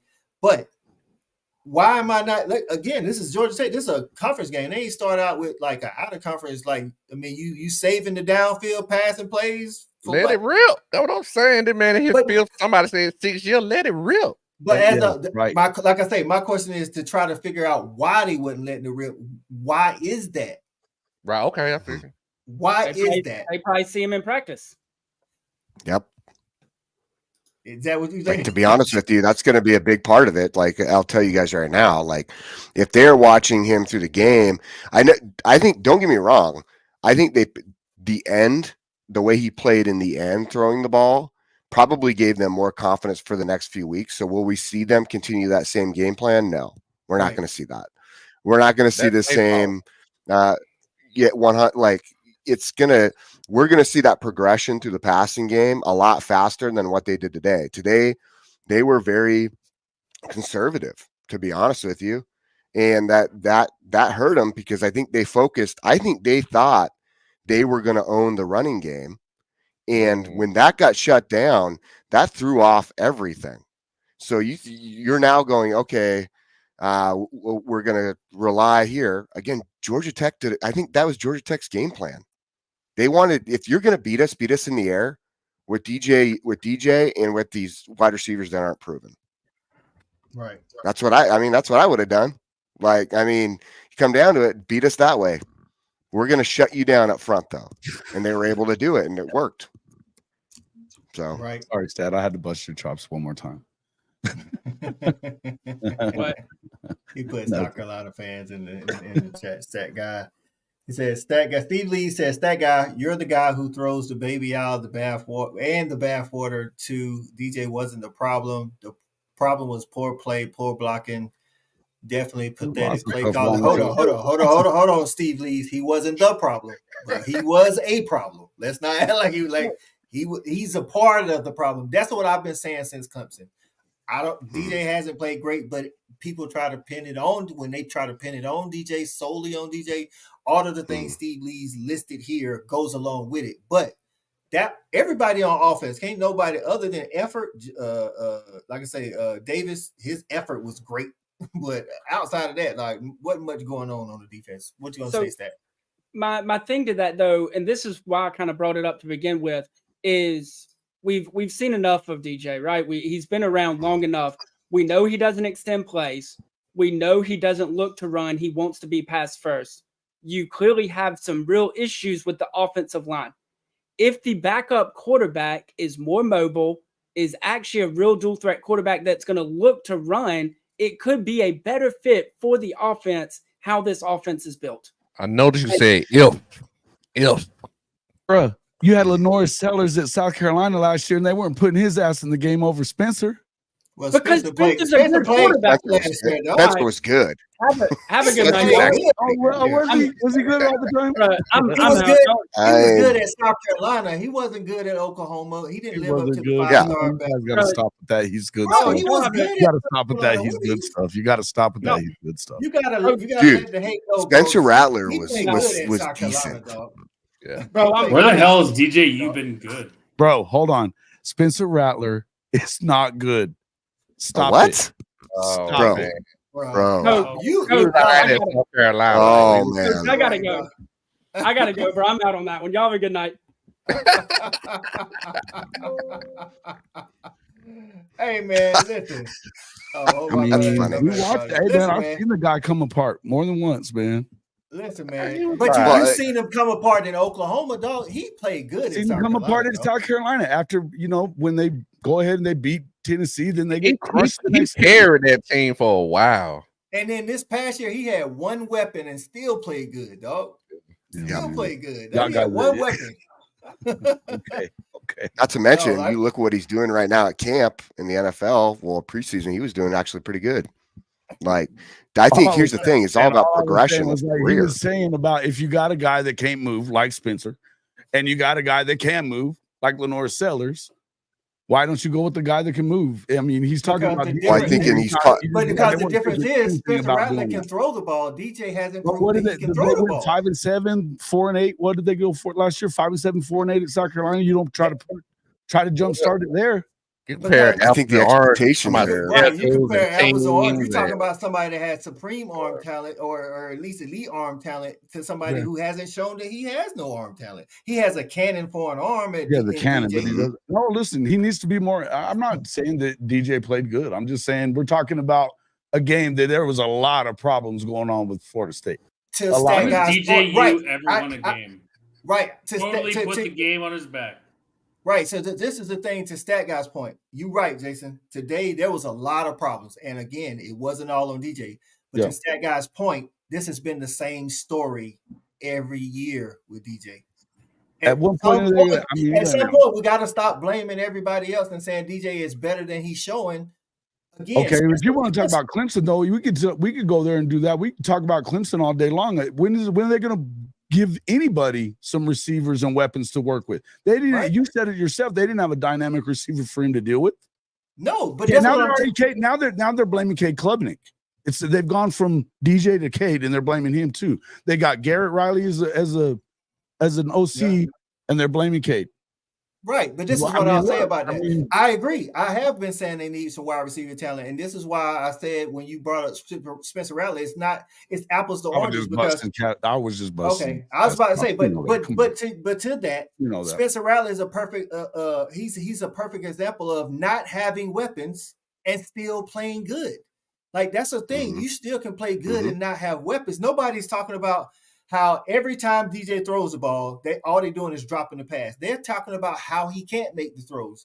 That's the difference. Watch that dude under pressure. Wait until he gets to the league. It's going to get worse. It's not Spencer. We watched that guy in pressure situations. He's just at Oklahoma, dog. That was like 5-6 years ago. Any pressure situation. Come on. Pressure situation. What? He beat Tennessee almost literally by himself. Everybody beats Tennessee, man. Come on. Hold on. What year was that? Was only their second loss all year, and the only team that beat them before that was Georgia. I know, man. I'm just busting you guys' chops, man. Relax. You really think Dude, DJ is going to be drafted into the NFL? I don't know if he ends As up what? if he ends up getting Fullback? drafted. I don't think so. But I mean, Well, I'm gonna tell you what. he's 6'5", got the right 240 size. He's got the Tell you right that. size. He's got the right arm. People think they can fix everybody. You know that. Right, exactly. That is true. That is true. People think they can fix everybody. You are right about that. And his measurables, Well, to Shawty's point. But again, I go back to a conversation me and Shawty had when he was in the portal. This is why I wouldn't want DJ. I tried to. I would have gave him a shot. I'm just saying I would have gave him a shot. You would have. I would. What I'm gonna say this is what I would say. I think, and Jason has mentioned this as well. I think this is maybe where it's getting mistranslated. We almost saying he's a mid-tier quarterback with the way he's playing.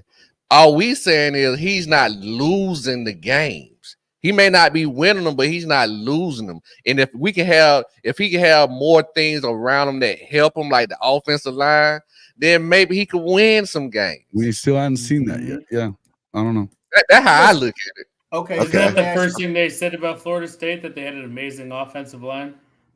And they got transferred. I'm just talking about the way they played. I'm talking about the way they played, though. You're right, Andrew. Yeah. The way they played. This is what I'll ask you this, Shawty. I don't know how much Oregon State you won watch last year. I'm not saying they was. I'm not saying they was Joe Moore Award candidates or anything like that. All I'm saying is that offensive line, behind that offensive line, Damian Martinez didn't have no problem running the ball. Mm-hmm. So when we say he had no offensive line, he had one last year, and he also played better. In certain areas. But that's my point. He played better. But in certain areas, he actually regressed too, though. Okay. Mm-hmm. Well, here would be my argument to this. Is like, let's take away. Let's say you want to transfer 3 times, right? You should know by now what you need to be successful, right? Like, you should know if you're going to transfer. So if I'm transferring, what's that? I just want to say this because to your point for the transfer, I don't necessarily blame him on the second transfer. I mean, his coach left. You know what I'm saying? I get that. I do get that. My point is, though, you would have, if you do have these options, we don't know what his options were, to go to which teams. We don't know all of them. I'm sure we know some. Why would you go to a team here if you're not confident about maybe what they're putting together? Maybe you are confident. Maybe you thought something different, that product wasn't on the field today, but you would think you would know what you need to be successful by now. The issue is what he's kind of set himself up for now is you've been through 3 different coaches, and styles, and you have not progressed to a level, right, that everyone maybe thought you should by now, with different coaching styles. Like, everyone's tried different things. So very much like Dylan Gabriel, isn't he on his 3rd team? And he is. He's a Heisman favorite. He's performed everywhere he's went. That's his 3rd team. Am I correct? Right. 3 transfers and Heisman favorite. And that's it. But he's progressed everywhere he's been, though. So that's going to be the thing about DJ. The devastating industry at UCF and then Oklahoma. Yeah, I get it. But he's performed. That's my point. It doesn't matter about the transfers. What Jake is saying is, if you're going to transfer, as far as where you're going to, transfer to a place that has the weapons that you need. He's like, to Jason's point at Clemson, he's right. I was arguing with people at work that was Clemson fans. Like, y'all keep saying DJ. I said, DJ needs to improve. But at Clemson, his wide receivers didn't do nothing for him. Then he goes to Oregon, and you know why? Because they was young and inexperienced. They was highly recruited, young and inexperienced, and they didn't pan out. He goes to Oregon State. Guess what he had at Oregon State? Young and unproven wide receivers. Same scenario, 21 touchdowns, 7, like Shawty said, improve in some areas, and then you regress in some areas. Then you go to Florida State. Guess what he's at in Florida State? Young and inexperienced wide receivers. Why would you keep putting yourself in that situation? I don't believe for a minute Florida State was his only option. He could have, like DJU, like you said, the measurables. There were some people that wanted DJU. Pick a better situation. 100, man. Like end of the day, dude. If that's the thing, pick a better situation. Just won the ACC championship. I mean, what other better situation? I Dude, mean, they lost like 15 people in the. I hear you. Get the job. He was going to get the job. He's trying to go in and have a chance start from day one. I get that. I get that. Here's my thing, though. You've won the job everywhere you've gone. It's not about getting the job anymore.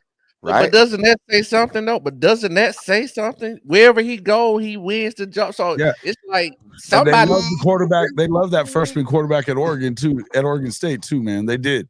So he keeps winning. We also have to think about the style of offense they ran. Is Cam Ward. True. Cam Ward's on his third team. That's right. Cam Ward's a Heisman favorite. But here's the thing about it too. Is like the style of offense Oregon State ran though was completely their offense is a run game. It's a run-based offense. Like it's a pro style offense. They run the pro style. I mean, there's stuff that they sit there, right?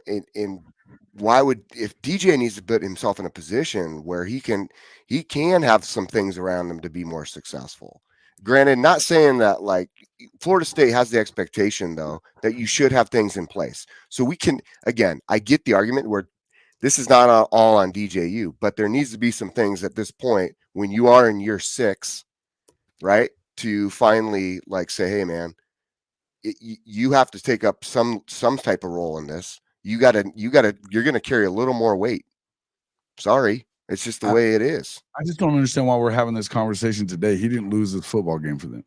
I just don't understand why we're having it today. Because of how his performance was. Like we can't, like we said, and we know how it is, Jason. The quarterback gets all the glory and takes all the blame. Like on both. He didn't turn the ball over. He didn't. I mean, they weren't great. I would tell you, you go down and on a 15-play drive and you have 2 4th down conversions.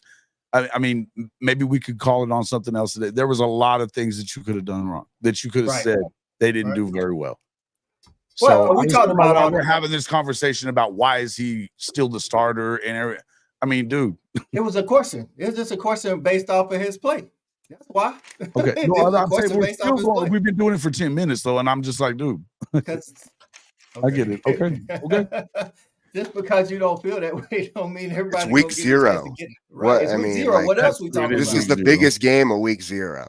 He didn't win the game for him either, and I'm, Sean D's right too. He didn't win the game for him either. I'm just saying we just keep on going back to the same thing.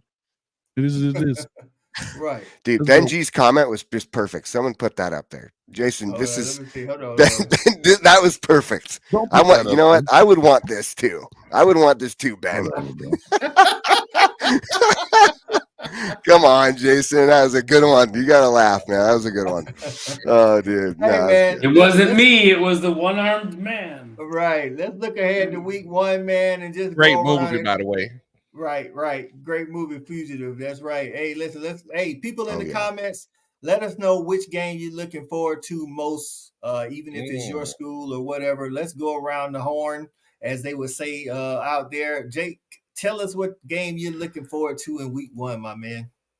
Boom. Well, for me, I'm looking forward to seeing Alabama, the Western Kentucky game. I know it's not important to some people, right?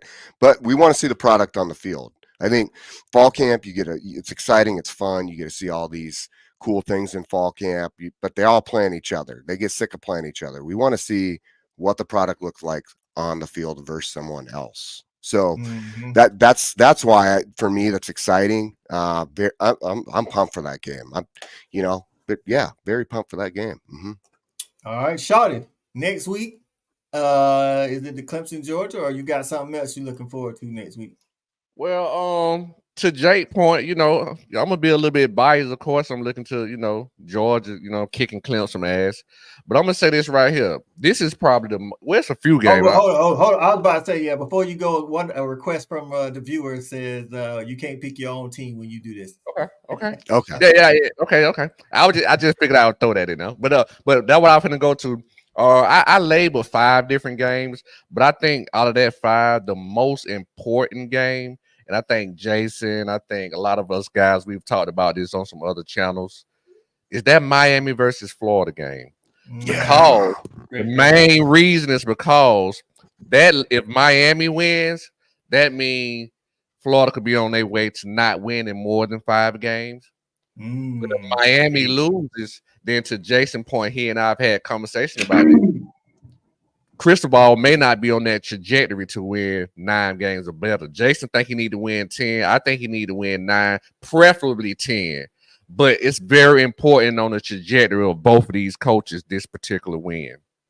Got you. I'm with that too, man. I think there's a lot of pressure in that game. I think, honestly, for me, I think I agree with you, Shawty. That Miami, Florida, that's gonna be some real stuff. Just on the field, off the field, all of that. Like I said, we've all kind of talked about that. Shout out to Coach Ritz getting in on the Hall of Fame college football, and giving a $1.99 super chat. He says LSU USC. That's what he's looking for. Jason, to follow that up, what game are you looking for? And as Steve G said, you can't pick your own team. Oh man, that's a Temple game. Why would I pick that? I mean, because you want to see no one would pick a Temple. You want to see the, you know what I'm saying? You want to see the quarterback. I don't know. No, listen, I think there's a lot of pretty good games though around the country this first week of the season. So I would think, I could go with any number of them. I'd probably say, look, since we're talking about Clemson and quarterbacks from Clemson, let's just talk about that. Let's see what the hell they do with Cade Klubnik in his second season under Garrett Riley, and whether or not they can hold up against your Georgia Bulldogs. Let's see. Hey, Jason, no LSU USC? Well, I guess I don't know if I care that much about that game. It will be fun to watch Lincoln. It'll be right. Probably. Right. And then listen, we'll even maybe after everybody says their game, we'll go around and talk about some of the bigger games and get like who you think will win. You may have to give no score prediction or nothing like that. Andrew, can't pick Penn State. What game are you looking forward to next week? Notre Dame, Texas A&M. Get you some programs. We have absolutely no idea how they're going to rebound. We got a new entire regime, Texas A&M. Got Marcus Freeman that wants to bounce back after a lackluster year without Sam Hartman. I think it's going to be a very interesting match. I would love to pick LSU USC because that would be the no defense, all offense, all gas, no brakes. But let's get boring. Let's get 17-16, and let's see who comes out on top. There it is. All right, so there's about 4 or 5 big games next week. We'll just go around quickly. I'll say the game. You go around and say who you're going to win. So we'll start on Thursday, Colorado and North Dakota State. Andrew, winner. Colorado, close. Thad, winner. Colorado. Jake? Yeah, Colorado. And Jason? Should be Colorado. Yeah. Right, I got Colorado as well. Then you get Saturday starts off early with Georgia Clemson. I'll start it off. Of course, I think Georgia's going to win. Andrew? Sick 'em. Shawty? Georgia by double digits. Jake? Yeah, Georgia. All right, Jason? Yeah, it better be Georgia. Y'all got problems with that. It better be Georgia. Right. And then we roll the next game. It'll be Miami, Florida. I got Florida in the upset. Ooh. Jason. Oh, the Gators win in that one. Yeah, in the upset. The Gators win in that one. All right, I need to take some juice box bets. Bro, you know what else I got? I have the Gators. Yeah, I picked Florida, dude. Trash. Shawty? Hey, I'm telling you, I need to talk all 3 of y'all after the show. I need I want a jukebox bet with each one of y'all. I'm going with Miami. All right. Andrew, round us out. Oh, he's going with the U. I know. Hey, bro, my big bro, if you still watching, don't hate me, dog. But hey, it's hard to win in games, too, baby. That's all I'm gonna say. Listen, that's right. Let's go to the next one, man. Hey, we got Texas A&M and Notre Dame. Jason. Notre Dame. I got Notre Dame now. Jake. Oh, Notre Dame. All right, Shawty. I think that's gonna be a great game, but I'm gonna go with Notre Dame. Okay, Andrew. Texas I A&M. knew he was going there. You can I see it got in you. his eyes, man. I'm gonna go with Notre Dame and Marcus No poker Freeman. face and- I happening. love being that one guy on the little No panel. poker face, bro. No poker face at all. Hey man, and to end the about score poker face, pick I hate that. section, we're gonna end it with LSU USC on that Sunday night in Vegas. Andrew, who you got, man? Lincoln Riley or Brian Kelly? LSU, because it's at home. No, it's in Vegas. It's in Vegas. It's in Vegas. Allegiant Vegas? Stadium. Oh my gosh. The total is 64. LSU, because they don't have to break in a quarterback like Miller Moss for USC. LSU close. 35-34. Shawty? I like LSU, and I think this could be the writing on the wall for the downfall of Lincoln Riley. Granted, they do have a top 5 hardest schedule this year. Jake. This one's tough. I'm going to be honest with you. This one is tough for me because I think you're going to see a different product on defense, and I actually think Miller Moss is going to be really good. So it's hard, but the only reason I pick LSU is because I know from an offensive line standpoint, they have the offensive line. USC does not have the depth on defense to face that offensive line. So there it is. All right. Jason, LSU or USC, as if I have to ask. Also, don't forget about this game here. 29-game win streak on the line in Stillwater. FCS champions back-to-back, man. They're going to take out the Okie Lights. You didn't say. Book it. Yeah, hey, you're right. Hey, what's the spread on there? You know, Jason? Look, it is. So while you're doing that, I'm gonna say LSU USC is definitely gonna be a shootout because I don't know. -9.5. -9.5. Oh, damn, that's close. Right. So LSU USC gonna be a shootout in my opinion because LSU's defense isn't gonna go from 120 something to top 20 or nothing like that. Lincoln Riley can score. This is tough. I think this is the toughest one. Listen, this is tough. Hey, man. Go with your first instinct, coach. Give me USC and the Trojans, baby. USC and the Trojans, baby. Let's go, baby. Y'all just trying to throw away your money, man. Just throw it away. Jason, get that jukebox bet. Hey, let's check some of the people in the comments. We got Gators in the Miami Gators game. That's we got Bentley Boy SB says Clemson for the upset. Not in the world. says Gators. Sean D says Texas A&M. Boomer 129 says the Gaggies. The Gaggies. So that means you're gonna go with Notre Dame. I got you. Stephen G says ND. Chris E says A&M. Okay. John Russell says the game between Miami and Florida, does the losing coach seat heats up? For sure. It doesn't matter who loses. Oh, no doubt. It but doesn't matter. Boiling for either one of them. Right. It doesn't matter. Napier a little bit hotter. Let's see. Benji says Cam Ward in Miami. Boomer says Florida. Chris E says Florida. Look, we ain't the only one. Sean D said Florida. Benji says Miami. Wow. Boomer 129 says Clemson. No. Chris E says Georgia. Boomer 129 with all upsets. He said North Dakota State. Okay. Yeah, hey. Colorado's got two players and a whole bunch of nothing. It's not that big of one. Hey, I'm just saying. Yeah. Okay, I got you.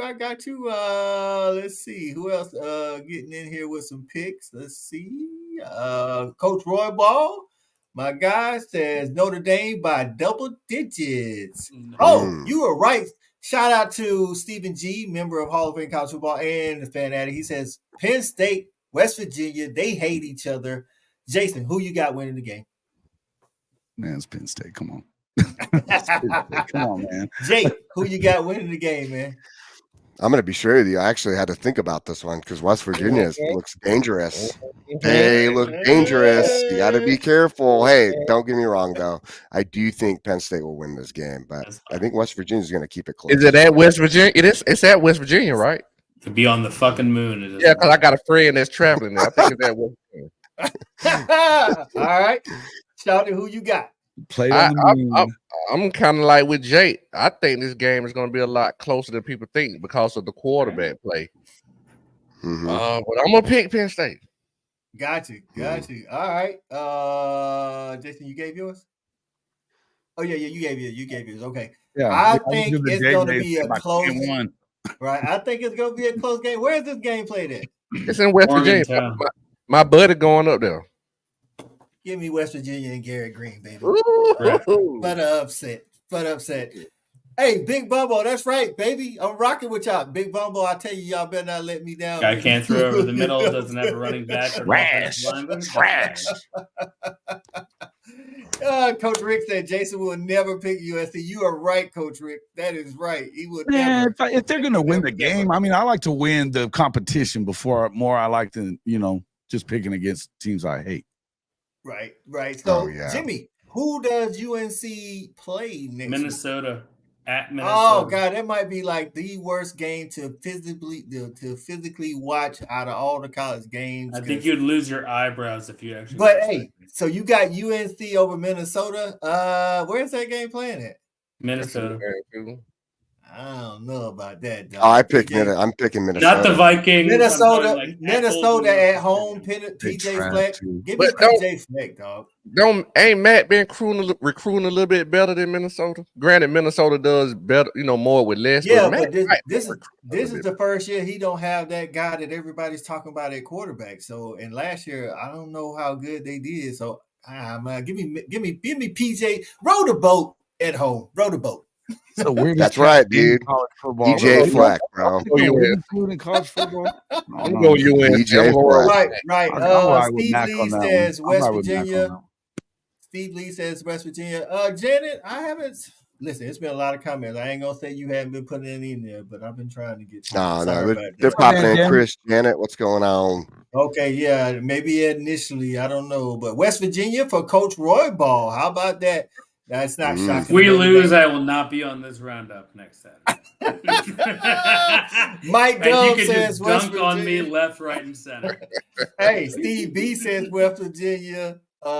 Stephen G says he's got West Virginia. Boomer's got That's West a good Virginia. game. That's gonna be a good game. Can't find West Virginia. Right. Janet, we got you now. So get your picks in. Listen, it's the first week. We run a little long. It's all right. What she thinks. Right. My bad. Hey, listen. Clemson, Georgia, Miami, Florida, Notre Dame, Texas A&M, all of them. And listen, I promise you, they just not showing up. I don't know what was going on, but if you was posting and we didn't see them, I promise you, it's because he wasn't showing up. Well, and had too many people in the comments. Our server can't take it. Right. Hey, I shout out to everybody, man. Row the boat. That's right, baby. Row the boat. Saying don't get. Hey, Janice, listen. Janice, you say you want me to show your comments, and you don't give a damn about none of the other teams. What is interesting is Boston College does play Florida State on Monday. She's doing it on right. Labor Day. She's letting everybody know how she feels when you Georgia fans. They putting the damn comments up in there, so now she's gonna get real about Gophers, Steve damn Lee Georgia says fans. Gophers. Janet says Bama. Bama plays Western Kentucky, Janet. We know you. Yeah, but it's the start of the Kalen DeBoer era. They're just excited. It's a big deal, bro. It's a big freaking deal. Even you got the Alabama cat on the panel, and they even taking care of him. Boom says Clemson will surprise in week 1. Hold on. Fun fact: Western Kentucky versus Bama. TJ Finley is Western Kentucky's quarterback coach, who's a former. TJ Finley is Western Kentucky's quarterback, who was former Auburn quarterback. So he already know about a little hate. He probably just, it's gonna be a long day for him, dog. He just can't get around losing to Bama. What you gonna say, Shawty?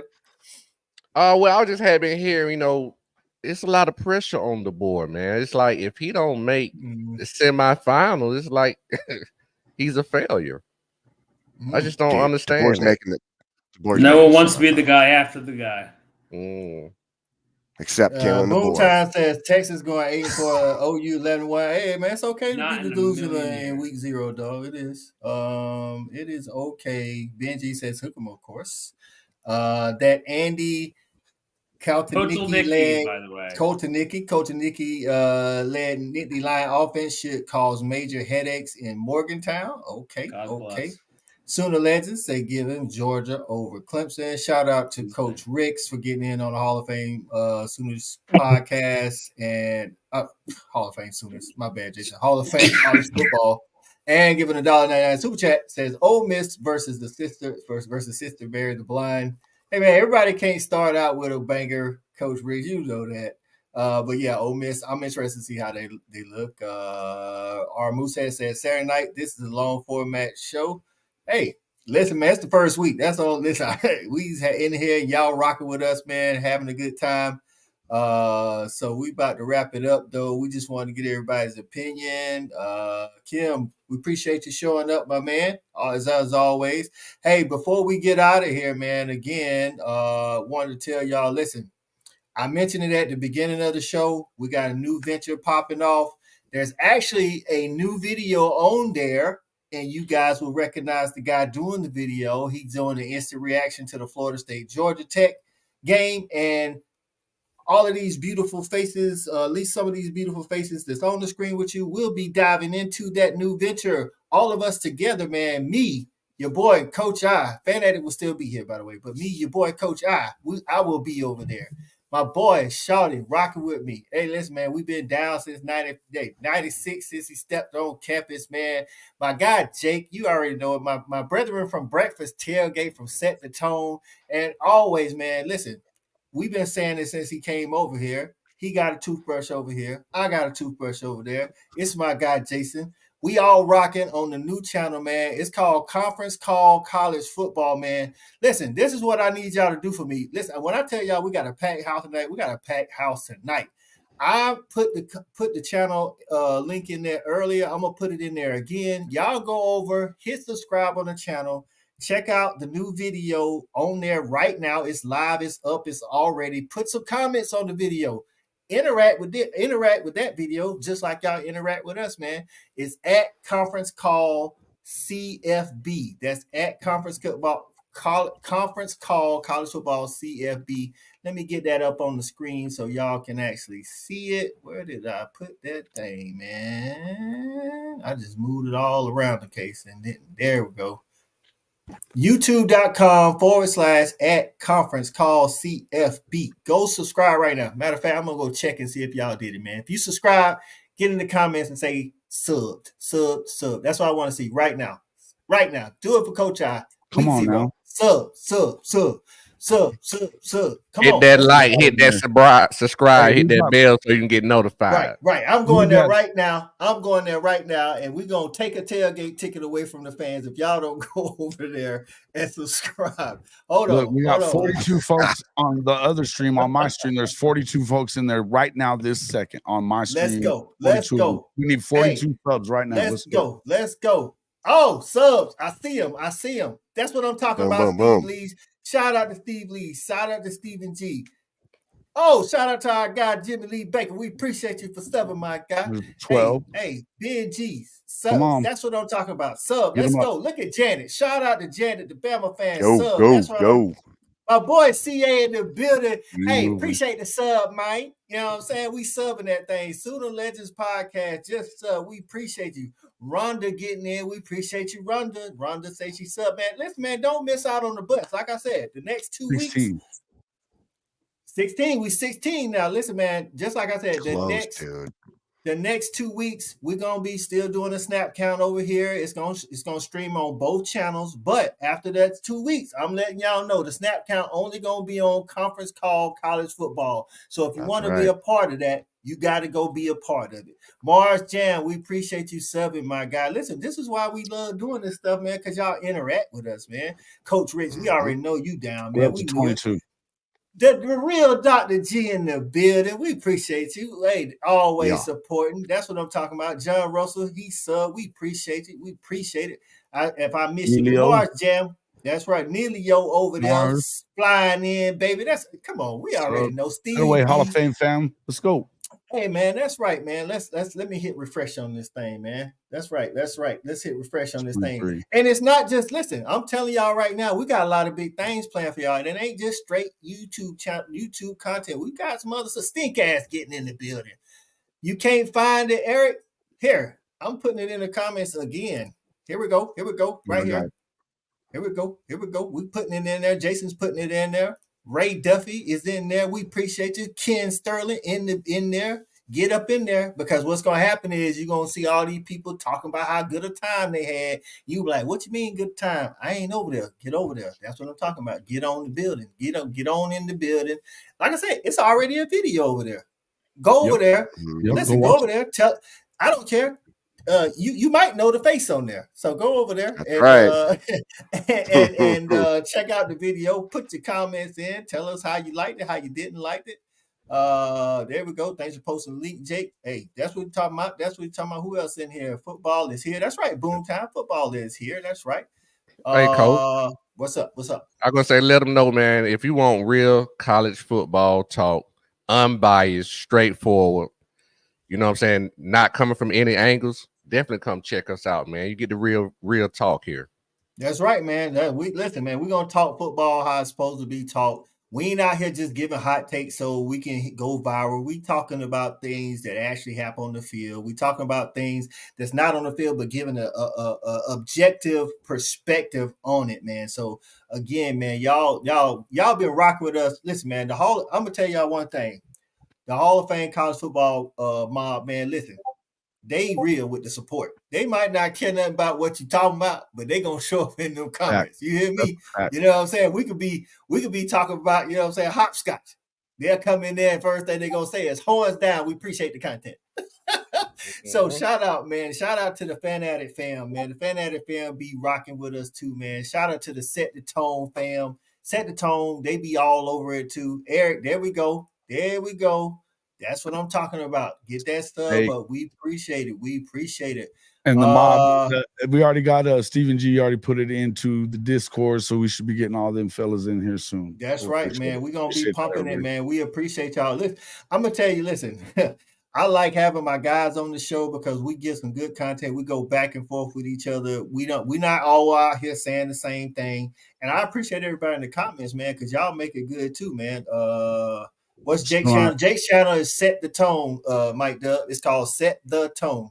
So just Set the Tone. If you type it in, you should see it on there. Or if you can't find it, go to one of my breakfast tailgate videos, Mike Dub, and then look in the description. His channel is in the description. So we appreciate that, man. Hey, we're gonna go around the table, man, and let the fellas say what you got going on, what you want to say about the new channel, whatever you want to say before we get out of here. We're going to start with you, Shawty. Yeah, y'all know what it is, man. You can definitely catch me on Just My Damn Opinions on Wednesday nights at 9:30.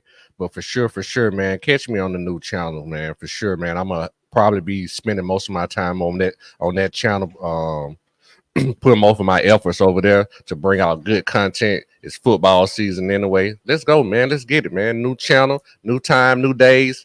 Let's go. That's right. Stephen G. Listen, Fan Addict is still going to be here. Set the Tone still going to be here. Just My Damn Opinion still going to be here. Hall of Fame college football actually in the same in a different capacity, but still going to be there. Jason's going to be over. Right. The Hall of Fame Sooners going to be there. But what we're saying is our main content is going to be over there on Conference Call College Football. Make sure you get over there. Like I say, some stuff will be on the Fan Addict, but most of it's going on Conference Call College Football. And listen, man, not for nothing, man. We done talk great about y'all and how good following to our people. You know what I'm saying? We say, hey, man, we got some of the best people out there. They gonna rock with us. So we came to make us look good. Make us look good. You know what I'm saying? Make us look good. You know what I'm saying? Go over there and when y'all show up, all we gotta do is tell our people, see, we told you they was gonna come show up because we rock with the best. That's how it is. Coach I Shawty knows. That's right. Mike Dub, you show up. That's right, man. All right, Jake, tell the people what you got going on or whatever you want to say about new channel, whatever it is. Yeah, man. No, this is a exciting new opportunity. Kind of cool, for me. Coming from the football background a little bit with similar to Shawty over there, but joining up with everybody in a big, large team is always fun. And I'm a team guy, and that's what it comes down to. Of course, Set the Tone is also doing some new things, which is super cool and exciting. So we will be conjoining and working together with all of it. It will be a great time. Really excited to bring you guys content, both channels. And I'm excited for this season, man. Football's finally here, and I get to break it down along with great guys around me. And that's what's important, man. Enjoy the season, enjoy the people around you, and come join Coverage Call College Football and check out Set the Tone while you're at it. That's right, man. Nito said maybe we can get some conference call football babes on the new channel too. But I can help. Maybe. Neilio, you out here in these streets, He's Neilio. been working on it. Let me say on this that for a while now, bro. Right, Neilio, let me say this. You out here in these streets, make sure you tap in with Shawty on Just My Damn Opinion so you can watch the dating show. Him and Chicken That's be right. in there getting down, because Chicken say he in them streets, by the way.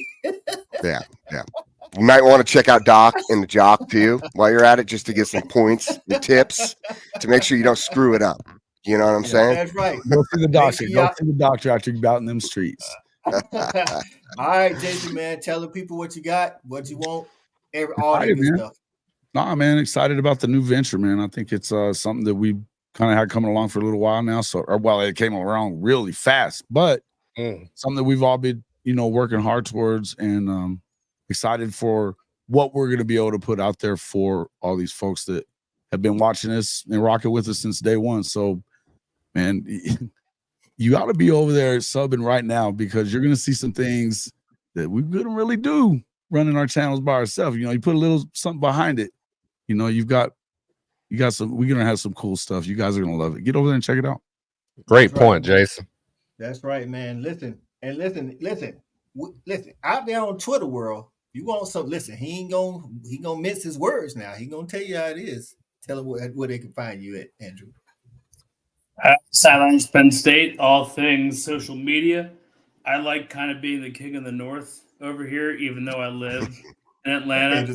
I kind of love being that, that person that can kind of take that different idea, coming from the North, living down South, and I'll be consistently traveling this year. I have about 3 or 4 trips coming out.